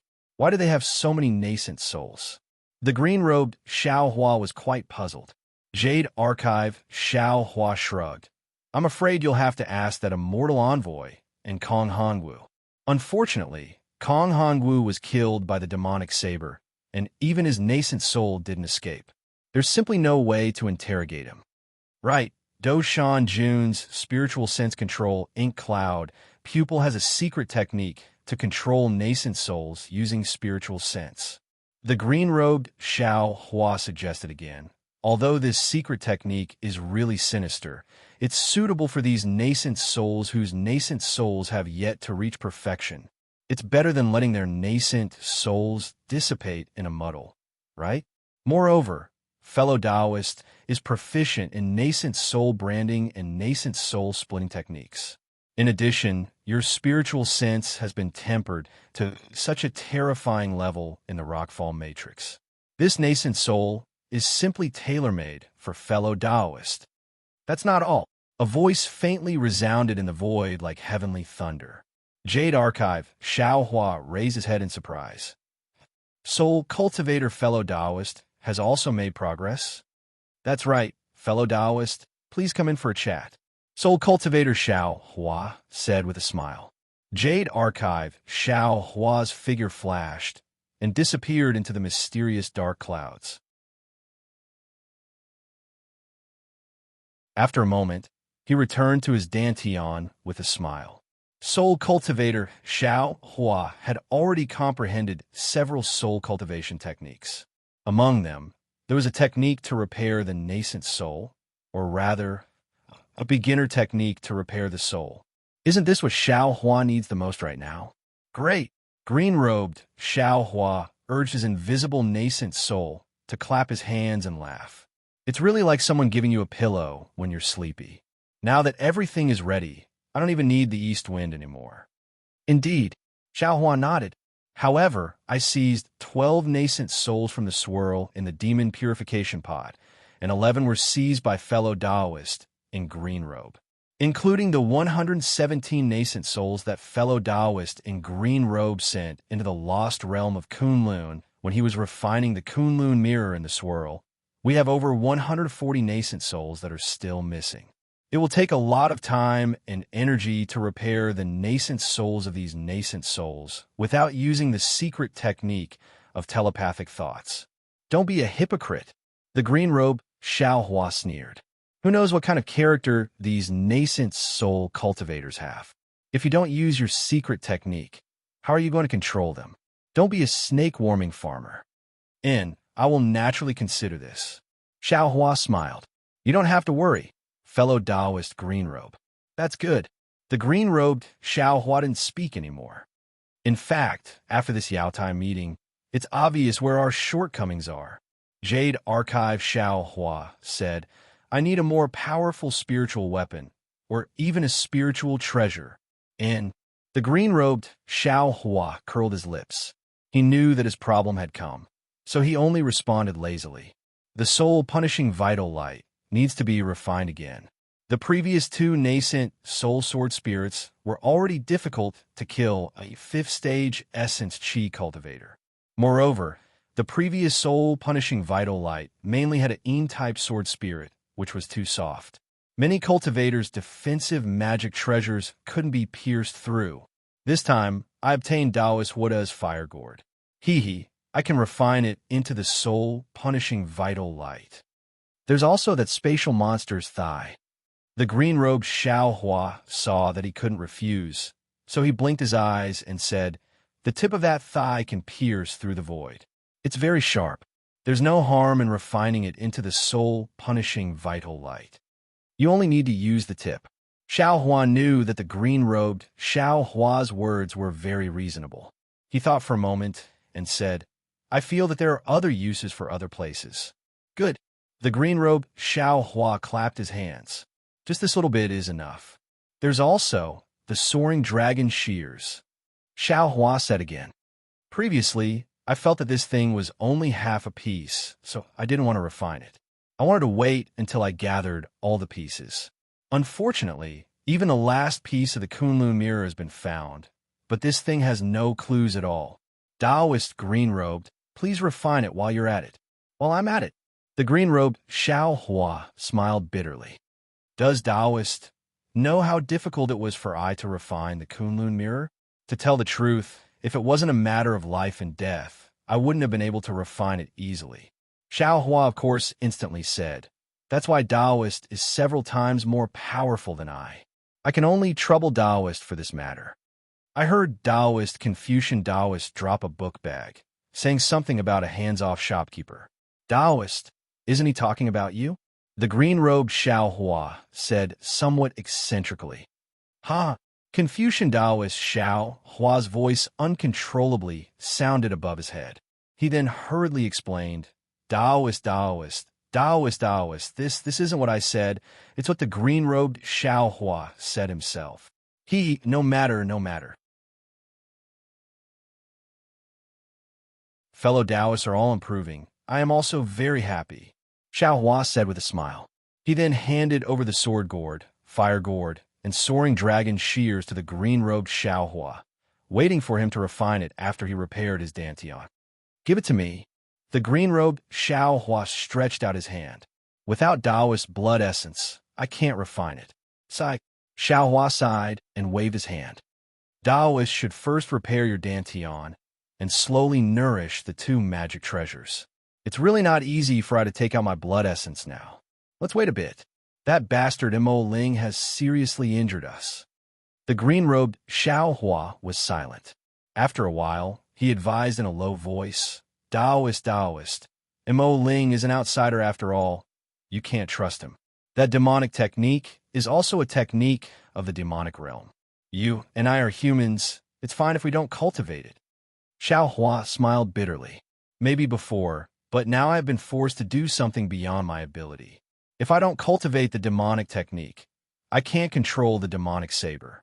If I don't control the demonic saber, I'll always be in danger of being controlled by the demonic saber. Taoist, what do you think we should do? This demonic saber is also strange. That demonic dragon has clearly been swallowed into a demonic spirit. How can it still be so arrogant? Confucian Taoist Xiao Hua gritted his teeth. Even I can't completely restrain it. Since it's a maggot in the bone, we can only slowly think of a way. Xiaohua said, although this demonic saber is really powerful and can kill a 5th-grade elemental energy great grandmaster like it's a toy, the backlash is too strong. Actually, fellow Taoists, don't you all feel that everyone is a bit affected? Saint Sung once said, I reflect on myself 3 times a day. Am I not loyal to others? Make friends, but don't trust them? Pass it down and don't learn it? Xiaohua's face turned cold. He asked, Confucian Taoist, have you never read it? Why don't you reflect on yourself? Why don't you understand yourself and create a grudge against Taoist Xiaohua?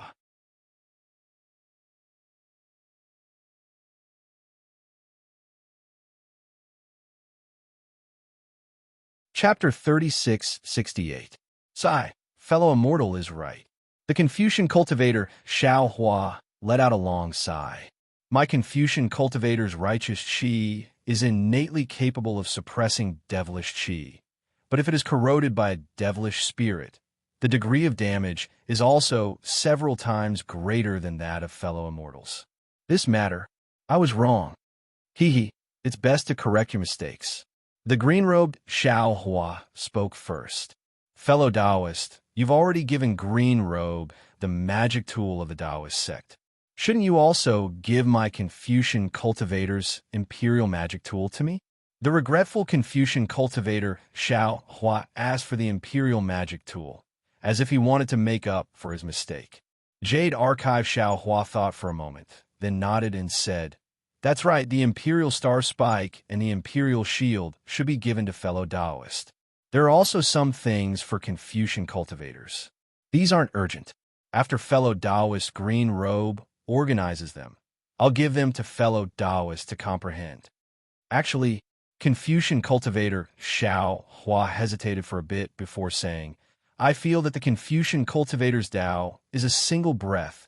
All the divine abilities are the same as the Buddhist sect's divine abilities. There is still a gap when compared to the Tao sects. I will refine these imperial equipment and will also help a mortal friend fight your enemies. But a mortal friend shouldn't expect too much. I naturally know this. Jade Archive Xiaohua cupped his hands and said, All right, let's not talk about this anymore. After this calamity, we all have to learn from our mistakes. The path of cultivation is really too long. I hope that everyone can reach the peak.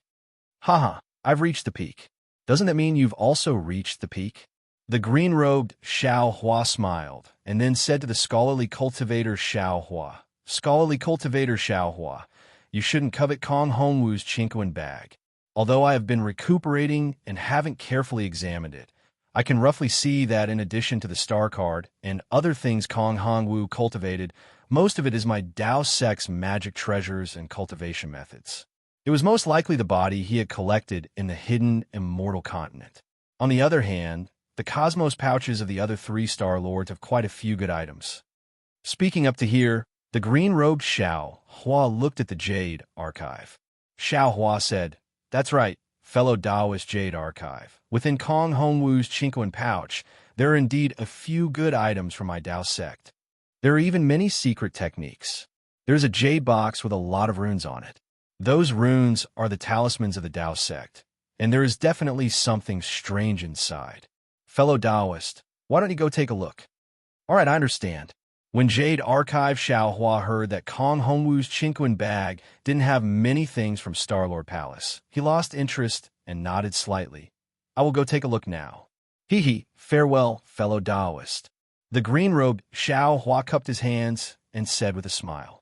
Xiaohua waved his hand, and with a flicker of his figure, he appeared in the space. After looking at Kong Hongwu's Cosmos sack, he reached into it and took out a jade box. Sure enough, just as the green-robed Xiaohua had said, this jade box was overflowing with extraordinary splendor, and there were countless strange runes on it. These runes were very simple, and Xiaohua couldn't recognize the Jade Archive. However, this did not hinder Xiaohua. He casually opened the jade box, and countless runes flew out from the jade box, turning into specks of light that floated in the air. As the runes dissipated, boom, With a low rumble, several auras of awe-inspiring auras rushed out of the jade box. This is Jade Archive. Xiao Hua frowned slightly, looking at the 5 strange imperial equipment that rushed out of the jade box. His heart was indescribably strange. Kong Hanwu is the Palace Lord of Star Lord Palace, and he himself is a Confucian cultivator. Why did he seal these 5 imperial equipment with Dao talismans? While thinking, Jade Archive, Xiao Hua waved his hand, and one of the imperial equipment that was faintly connected flew out and landed in his hand. This was a fist-sized ochre imperial equipment, and when it landed in his hand, it gave off a warm feeling. Moreover, this imperial equipment's texture was very solid, and it was engraved with mountains and rivers, flowers, birds, fish, insects, and other things, giving off an indescribable feeling of heaviness. Looking at the Jade Archive, Xiao Hua didn't know what to do, so he took out another one. After a while, Jade Archive Xiao Hua looked at the 5 imperial equipment. These 5 imperial equipment were obviously a set. It was just that the shapes were different, and the shapes were also strange. Some were like worms, some were like eagles, and some were like bears, and so on. These 5 imperial equipment. I'm afraid they're not simple. Jade Archive Xiao Hua sneered. The Star Lords of Star Lord Palace are all criminals of the Immortal Palace, and Kong Hanwu himself probably isn't that strong. He racked his brains to collect these imperial equipment to curry favor with the people of the Immortal Palace, and perhaps it's that so-called immortal emissary. No matter who he wants to show filial piety to, these things have fallen into Ai's hands, and I'm afraid they'll never see the light of day again. Immediately, Jade Archive Xiao Hua threw these imperial equipment back into the jade box, casually throwing them into the pile of imperial equipment and magic treasures, and then his figure swayed, entering the inside of the space. After a long time, Xiao Hua opened his eyes, and the first thing he saw was Fairy Jing's concerned gaze. Although Fairy Jing wasn't close to Xiao Hua, her eyes were overflowing with emotions as she watched Xiao Hua's movements without blinking, fearing that Xiao Hua would have any abnormalities. When Xiao Hua suddenly opened his eyes, Fairy Jing was rather surprised. She didn't have time to move her eyes away, and their eyes met. Seeing the concern in Fairy Jing's eyes, Xiao Hua sighed in his heart, and he had an impulse to tell her the reason for this matter, or simply let her go back, and he would leave alone to see what Taoist Yuanqing was plotting. But after thinking about it for a moment, he realized that aside from Fairy Jing, he really couldn't find a suitable cultivator to follow him. If he left, there would be a huge flaw. So, Xiao Hua stood up and smiled at Fairy Jing, who was hastily avoiding his gaze, and said, "Fairy Jing, I have something to tell you." "Fellow Taoist Xiao, please speak." Fairy Jing was clearly somewhat absent-minded.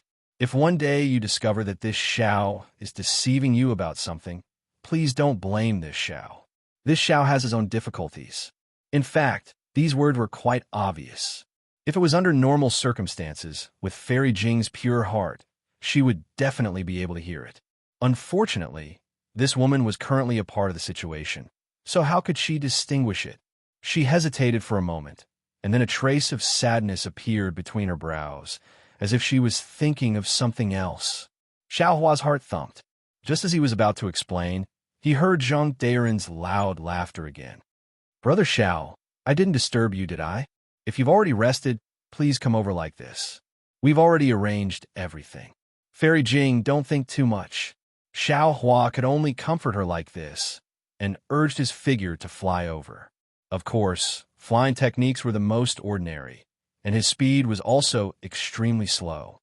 "Oh, fellow Taoist, Xiao has already recovered?" Master Sun Kong blinked his eyes at Xiao Hua and said loudly. Xiao Hua smiled slightly. He naturally knew that Master Sun Kong, in order to cater to his plan, had promoted him quite a bit. Presumably, his heroic deeds in the Rockfall Matrix had also been exaggerated by him. Sure enough, when Master Sun Kong accompanied Xiao Hua in front of everyone, all the cultivators respectfully bowed and said in unison, "Greetings, Taoist Xiao." "Fellow Taoists." Xiao Hua hurriedly returned the greeting, and with a wave of his hand, everyone felt a flash of Xiao Hua's profound magic power, and the respect in their eyes became even more intense. "Brother Xiao, this is the constitution that we've discussed. If you have time, take a look." Zhang Daoran took out a jade eye from his bosom and handed it over to Xiao Hua. "The time is set to be 3 years later. Moreover, all the things that we've obtained in the Jade Pavilion Conference this time, except for the 2 treasures, will be recorded in it to show fairness." "Good." Xiao Hua nodded. "We Dao sect cultivators don't have a good reputation in the hidden immortal continent. First, it's because Confucian cultivators exaggerate, and second, it's because our Dao sect's cultivation method is different from Confucian cultivators and Buddhist sections. We have a great need for spirit pills, spirit herbs, and cultivation methods. Sometimes we have no choice but to do some things that corrupt our conscience. These things are admittedly done secretly, but there will always be a time when it's exposed. There's an old saying, the heavens are watching what people do. This Xiao doesn't dare to ask you fellow Taoists for anything. I only ask you fellow Taoists to think about your own conscience when you do things, and think about the heavens above your head. Brother Daoran and Brother Sun Kong have done extremely well. The word fairness is easy to say, but it's difficult to do. The 2 fellow Taoists actually put this word in front of your head. Presumably, all of you fellow Taoists are convinced in your heart. Leaving the treasures you've obtained with other fellow Taoists is also a relief. If this Xiao has the opportunity 3 years later, I'll definitely go and participate in the conference at that time. Once Xiao Hua's words came out, the several hundred cultivators had different expressions on their faces. Some looked pensive, some looked disapproving, and even some looked disdainful. Xiao Hua naturally didn't feel that his words could change everything. He already felt pretty good that he was able to seize this opportunity to speak his mind. Immediately after, Xiao Hua waved his hand again, and several hundred jade eyes fell down like rain. 1 or 2 fell in front of each cultivator's eyes. Oh! The crowd of cultivators looked at the jade eyes with puzzlement. They didn't know whether they should take it or not. Xiao Hua cupped his hands and said, "Fellow Taoists, this Xiao has a matter to ask of you. Inside these jade eyes are low-level mental cultivation methods from Foundation Establishment to Enlightened Realm. There are also some mental cultivation methods that are different from the current cultivation methods. This Xiao hopes that you fellow Taoists can take these jade eyes back or pass them on to your own disciples or gift them to the later generations of Taoist disciples. Of course, if you fellow Taoists can copy them and gift them to Confucian disciples with potential, this Xiao will be even more grateful." "Ha, that's easy." When Master Sun Kong heard this, he flicked his big sleeve and took the jade eyes in front of him. He said with a smile, "This old man will let the disciples make 10,000 copies and pass them on to other low-level disciples. I also have no problem." When the crowd of cultivators heard this, they naturally agreed without hesitation. It was just helping Xiao Hua distribute the cultivation methods. It was simply a matter of lifting their hands. "Many thanks, fellow Taoists." Xiao Hua was overjoyed. He raised his hand and saluted everyone. Then, the crowd of cultivators chatted with Xiao Hua for a while, trying to get familiar with him, and flew away respectively. Seeing that everyone had left, and Master Sun Kong and Zhang Daoran were also about to say goodbye, Xiao Hua thought of something and said with a smile, "Fellow Taoists are the senior experts of my Taoist cultivators in the hidden immortal continent. My Taoist lineage's inheritance will also have to rely on fellow Taoists."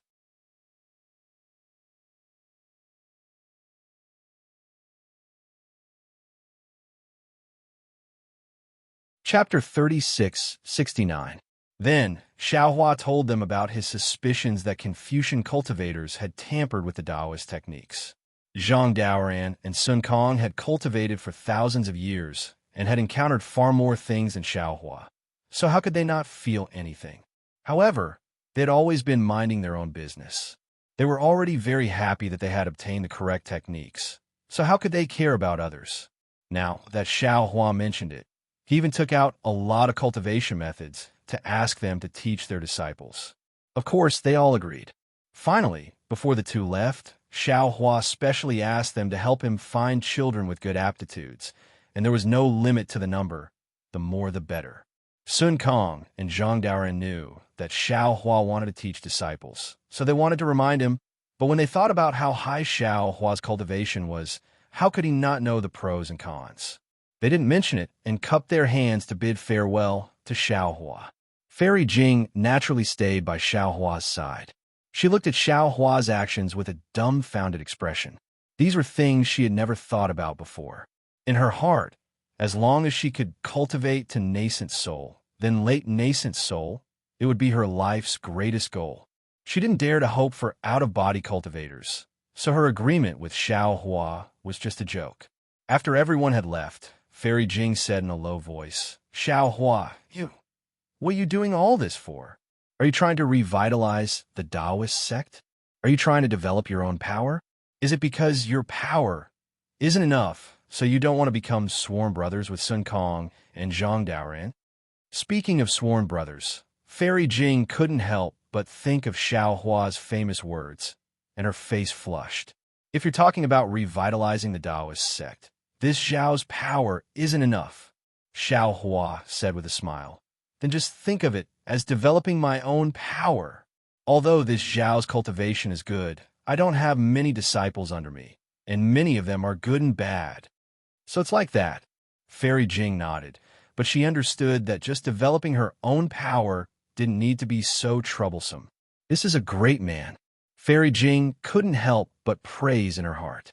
Xiao Hua didn't know that he was so great in Fairy Jing's heart. He waved his hand and said, "Let's go. This Xiao still has some things to do. You have to escort this Xiao." Of course. Fairy Jing smiled and was abnormally quiet. "Oh, actually," Xiao Hua thought for a moment and finally said, "I didn't suffer such heavy injuries." "Nonsense," Fairy Jing said angrily. "I'm the only one who knows about your injuries. Your nascent soul is damaged, and your dantian is damaged. Why don't you release your nascent soul for me to see?" Xiao Hua sweated. Even if his nascent soul was in perfect condition, it still couldn't be seen by others. He raised his hand, wanting to cast a spell, but right now, he didn't have any magic power in his body, so he could only cast Confucian cultivation techniques. Forget it. This Zhao's nascent soul isn't wearing any treasured armor. Xiao Hua shrugged helplessly. Cheeky. The corner of Fairy Jing's mouth curled up as she spat again. Her expression was one of joy. After flying with Xiao Hua for a while, Fairy Jing was somewhat bewildered and said in a low voice, "Fellow Taoist Xiao, you want to go to the front of Yaotai Mountain?" "Yeah," Xiao Hua said with a smile. This Xiao still has 2 new disciples there, and this Xiao still has some trivial matters to attend to. Fairy Jing advised, "Fellow Taoist Xiao, this time's Yaotai Mountain gathering was really strange. I feel that, besides the strange treasure that Kong Hongwu mentioned, there must be something else that we don't know about." In particular, in the end, the Dragon Gate of the Yaotai Mountain gathering didn't appear, and that so-called Rainbow Bridge was even more strange. It's better for us to leave Yaotai Mountain as soon as possible. Xiao Hua was well aware of this, but as a Taoist cultivator who killed Kong Hongwu, he should stay here at this time. Even if someone from the Immortal Palace came to investigate, he would appear calm and not easily be suspected by the Immortal Palace. Of course, this kind of calmness couldn't be too excessive. If people felt that he had nothing to fear, he would be suspected of trying to hide something. Therefore, Xiao Hua nodded. Fairy Jing is right. Let's hurry to the front of the mountain and leave as soon as we finish our business. When Fairy Jing heard Xiao Hua say, "Hurry," she immediately stretched out her hand and held Xiao Hua's arm. She urged her magic power, and her figure turned into a rainbow and flew into the distance. Xiao Hua smiled bitterly and could only let it be. He didn't know where the scorching sun formation was set up on Yaotai Mountain, but it took Fairy Jing more than an hour to bring Xiao Hua to Yaotai Mountain. Perhaps it was because some cultivators had already come here Or perhaps it had already been a year since the Yaotai Mountain gathering began, but the previously lively Yaotai Mountain had become a lot more desolate. Not to mention the tents stationed in front of the mountain. Even the Taoist cultivators flying in the air had almost disappeared. Xiaohua didn't wait for them to arrive and had already released his divine sense. After Changyu and Wu Tian sensed it, they immediately flew out from their secluded cultivation and stood respectfully in the air. When Xiaohua and Fairy Jing arrived, the two looked at Fairy Jing very curiously and bowed. "Greetings, Taoist Xiao. Greetings, Senior." Xiaohua smiled and said to the two, "This is Fairy Jing. She saved this old man at the Yaotai Mountain gathering." Then he told them about Changyu and Wu Tian's origins. The two didn't dare to be negligent and said respectfully again, "Many thanks, Fairy Jing." Fairy Jing waved her hand and took out two magic treasures from her bosom, handing them over to the two, saying, "This is the first time we've met. I don't know what hobbies you have, but I obtained these two magic treasures in my early years. Take them." Changyu and Wu Tian didn't dare to take them and looked at Xiaohua. "Ah, take them," Xiaohua said with a smile. "In the future, Fairy Jing won't be an outsider. You can treat her as your senior." "Yes, we understand." Changyu and Wu Tian smiled. Seeming to understand something, they reached out to take the magic treasures. Xiaohua's words were clearly ambiguous. Even if Fairy Jing heard it, her face turned slightly red. But let alone Fairy Jing, even Xiaohua himself understood that at this moment, as long as one listened attentively, they would definitely have different meanings unless he didn't say anything. Since Xiaohua said he could treat Fairy Jing as a senior, Changyu didn't hold back and said in a low voice, "Master, did you succeed?" Disciple heard that this time's Jade Pavilion gathering was a great calamity. Out of 10 nascent soul seniors, less than 10% of Jindan cultivators survived. "Master?" Fairy Jing's beautiful eyes flashed with a strange splendor. She increasingly felt that there were too many things she couldn't see through on Xiaohua. When Master takes action, how could I leave anything empty?" Xiaohua chuckled, looking very wretched, as if he was going to steal chickens and touch dogs. "Congratulations, Master. You could be the master of a country." Changyu and Wu Tian were overjoyed and bowed to salute. "Congratulations, congratulations." Xiaohua waved his hand and said, "How has your cultivation been recently? Have you thought it through?" Wu Tian rushed to say, "Disciple came to Jade Mountain to die. Disciple cleaned up the cave. As long as Master comes out, Disciple will follow Master to Black Wind Ridge." Changyu also smiled and said, "Master's cultivation method. Disciple's cultivation is very smooth. Moreover, Disciple also saw Junior Brother's progress. There's no deviation. Although Disciple didn't expect to go to Black Wind Ridge, it doesn't matter if Disciple goes back a few years later. Disciple will follow Master to Black Wind Ridge." "Good, since that's the case, you all go to Black Wind Ridge first," Xiaohua said and waved his hand, taking out the jade box containing the lot of the state preceptor from the space. "What? Master isn't going back to Black Wind Ridge?" Changyu and Wu Tian were stunned. Even Fairy Jing was shocked. "Fellow Taoist Xiao, you aren't going back to Black Wind Ridge? Where are you going? With your current situation, it's better to cultivate as soon as possible." "This Xiaohua was about to explain. Woo! A ray of light appeared in the distance, turning into a ray of light that fell in front of Xiaohua. Xiaohua grabbed it with his hand. It was the message talisman he refined. "Oh!" Xiaohua's eyes lit up, and he said with a smile, "We'll talk about this later. This Xiao's good news is coming." Sure enough, after a short while, that 1,000-demon sacred realms, Ingpa brought 2 demons over. The 3 of them were wearing strange armors that covered their faces and bodies, but the grayish-white demon clouds under their feet still exposed their identities. Seeing the 3 demons flying over, the doubt on Fairy Jing's face became even stronger. Xiaohua urged his body to fly forward for a while, and he cupped his hands. Fellow Taoist Ingpa is indeed a trustworthy person. Cough, cough. No, a demon with trustworthiness. This Xiao just came out of the Jade Pavilion conference. I have good news. Ingpa smiled and cupped his hands. This one congratulates Daoist Xiao. This year, those who can come down from Jade Mountain are all elites of the Hidden Immortal Continent's Daoist sections. Although this one heard a lot of alarmist news, this one firmly believes that Daoist Xiao can return safely. You're welcome, you're welcome, Xiao Hua said with a smile. This one was just lucky to escape death. Fellow Daoist must have noticed that this one is already injured. Therefore, this one is far from being the elite that fellow Daoist thinks. Ingpa waved his hand. This one doesn't care if you're an elite of the Daoist sects or not. What this one cares about is Daoist Zhao's trustworthiness. Then, he took out 2 Qinquan bags from his waist. The 2 demons behind him also hurriedly took out 4 Qinquan bags and handed them to Xiao Hua together. Ingpa didn't do anything special. The 2 demons behind him slightly flew forward a few steps and sandwiched Xiao Hua in the middle, as if they were afraid that Xiao Hua would escape. Seeing this, Ingpa said with a bitter smile, Daoist Xiao, please don't blame them. This one's clansmen have suffered too many losses in front of the human race.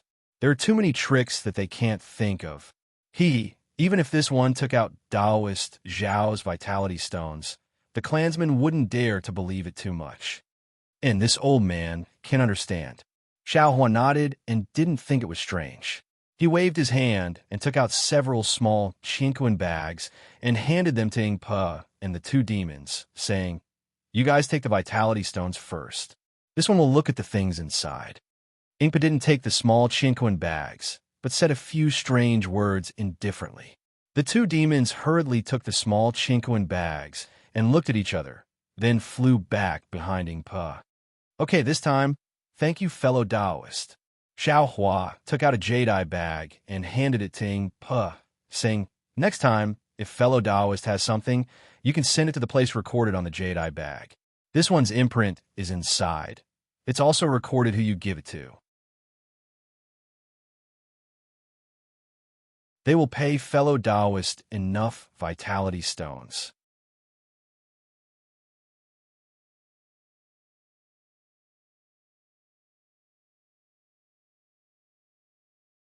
Chapter 3670. Seeing Xiao Hua like this, Ingpa was stunned and said in a low voice, Daoist master, you don't want to take a look at the things inside? No need, Xiao Hua said with a smile. To be honest, the things I need are all rare and strange. Daoist friend might not have the things inside. However, if I only want my own things, then wouldn't you be wasting your time on the other things? Rather than letting Daoist friend run around for nothing, I might as well take them all. Hearing this, Ingpa was silent for a moment and stretched out his hand. Those were obviously demon claws covered in light brown fur. Xiao Hua smiled and stretched out his hand to shake Ingpa's hand. The brown fur on Ingpa's hand was very sharp and prickly. However, Xiao Hua looked straight at Ingpa's face that was hidden in the armor and didn't care at all. Daoist friend is the first trustworthy person I met in the Hidden Immortal Continent. Ingpa looked into Xiao Hua's eyes and said in a low voice, If the first transaction was for profit, then the future transactions with Daoist master will also be for profit. Xiao Hua originally thought that Ingpa's second sentence would have a twist, but who knew that Ingpa would be so straightforward? Xiao Hua couldn't help but laugh. Daoist master, please don't laugh. For the survival of my clan, profit is the most important thing. Of course, other than profit, I will do my best and even use the power of my entire clan to serve Daoist Master Xiao. Ingpa said immediately. After speaking, Ingpa let go of his hand, and Xiao Hua also withdrew his hand with a smile. Xiao Hua naturally didn't think that what Ingpa said was the same as what Ao Zhantian and the others said. So he said with a smile, To be able to obtain Daoist friend's trust, I am also honored. However, I don't know if the primeval stones I took out are enough. If not, how much more do you need? I will make up for it. Ingpa asked the 2 demons several times in a low voice, and then said with a smile, Daoist master has more than enough. My clan is very satisfied. If Taoist doesn't have anything else, I will take my leave. I will find the things and send them to the place Taoist master wants. After sending Ingpa off, Fairy Jing brought Chang Yu and Wu Tianfei over and said with a smile, Taoist master Xiao has friends all over the world. Even the demons of the 1,000 demons sacred realm are old acquaintances. Not all, not at all. Xiao Hua waved his hand. It's just that we met during the negotiation. Fellow Taoist Xiao, the items in the 1,000 demons sacred realm are indeed suitable for Taoist cultivators, but most of them are harmful to the physical body. Fairy Jing reminded him with concern. Fellow Taoist, you must be extremely careful when using them. Yes, thank you for your reminder. Xiao Huan naturally knew that Fairy Jing had good intentions and agreed with a smile. Fairy Jing then asked, also, fellow Xiao, where are you going instead of returning to the Black Wind Ridge to cultivate? Hee, Fairy, don't be anxious. Come with me to watch a good show, and then I'll tell you. Xiao Hua giggled. He waved his hand and brought Fairy Jing, Chang Yu, and the others to where the alliance was. Not to mention Fairy Jing, even Chang Yu and Wu Tian were confused. They didn't know what Xiao Hua meant. However, when they saw Shui Ping hurriedly flying out of the barracks before Xiao Hua landed, Chang Yu and Wu Tian thought of something. Senior, Shui Ping's face was filled with ecstasy. He bowed and greeted. Junior congratulates Senior on leaving the Jadistage gathering unscathed. Yes. Xiao Hua didn't stop and landed in the largest tent in the alliance. He said as he flew, Is your monarch still here? Yes. Shui Ping hurriedly followed. Although he didn't know why Xiao Hua was moving forward in such a hurry, he didn't dare to ask. He smiled and said, My monarch is a benevolent monarch. He emphasizes finishing what he started. He definitely won't leave the Jadistage gathering early. Although there was news before noon that not many cultivators could leave the Jadistage gathering, my monarch still waited here and prepared to be the last to leave. Good. Xiao Hua looked at the tent that was getting closer and closer. He narrowed his eyes and said, Did you mention me to Xiao Jun? Shui Ping shrunk his neck and said in a low voice, Junior didn't dare to forget Senior's instructions. Junior didn't mention it. I hope Senior can give my monarch a surprise. Ha, of course. I'll definitely give Xiao Jun a surprise. Xiao Hua laughed loudly. His laughter actually had a different meaning. Shui Ping was stunned and looked at Xiao Hua in surprise. After all, from Xiao Hua's tone, he seemed to be familiar with Xiao Jun. Then, seeing that Xiao Hua was already dozens of feet away from the tent, Shui Ping hurriedly reminded him, Senior, my monarch's tent is right in front. Please wait for a moment. Allow Junior to inform him.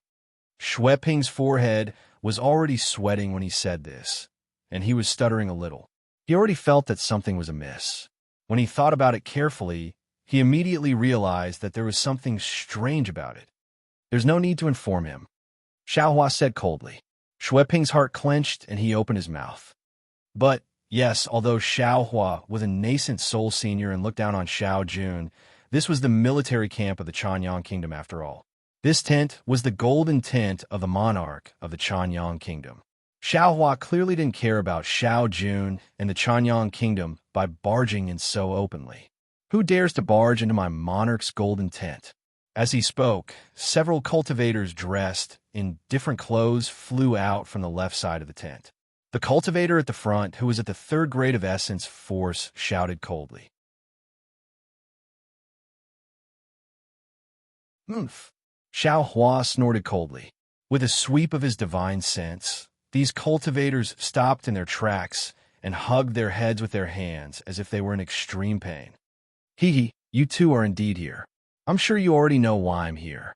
Xiao Hua swept his gaze and saw 2 old men in the middle of these cultivators. One of the old men was holding a Buddhist staff. Weren't they the 2 people who protected Xiao Jian while playing chess in front of the Tidal River Temple? Xiao Hua, you're Xiao Hua. Once Xiao Hua spoke, the 2 old men naturally came to their senses. They had seen Xiao Hua and Xiao Jian being intimate, so how could they not know the relationship between Xiao Hua and Xiao Jian? Xiao Hua's appearance didn't change much, but after all, his bearing could change people. How could the current Xiao Hua be compared to the Xiao Hua who was in dire straits and wore Xiao Jian's Taoist robes? Hurry!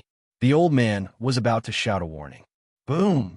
Xiao Hua didn't seem to do anything, but the two old men were dragged out from the crowd of cultivators by Xiao Hua.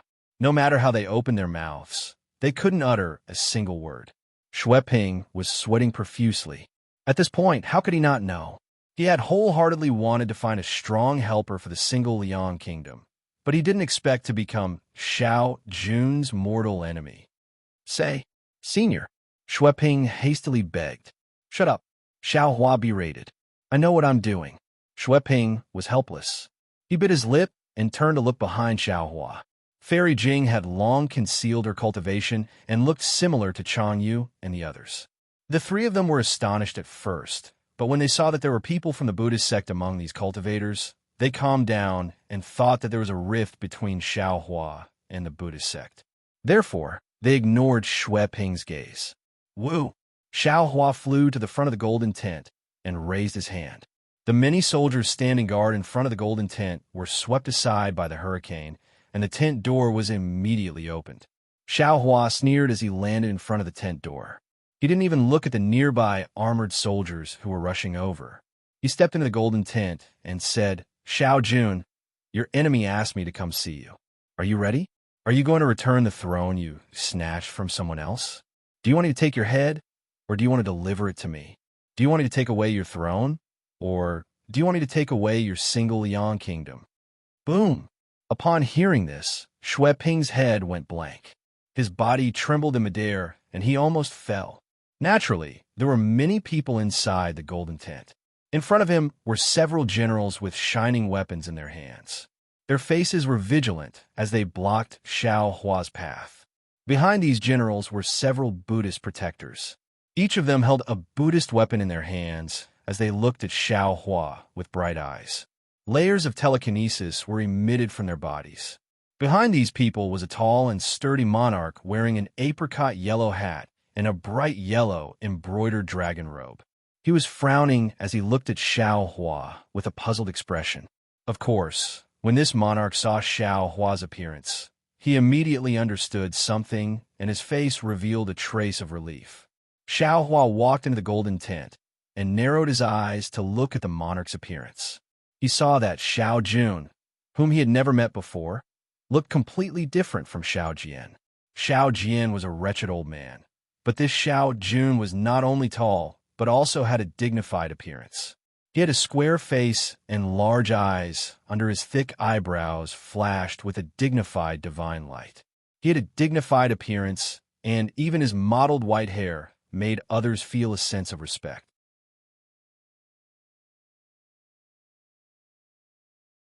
What?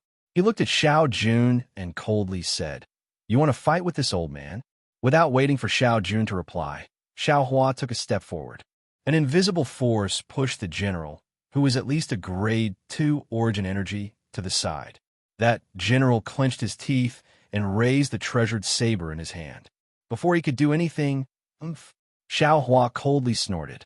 That general immediately flew away from Xiao Hua's eyes. With a pu sound, he crashed into the side of the golden tent and fell to the ground. Protect the emperor! Protect the emperor!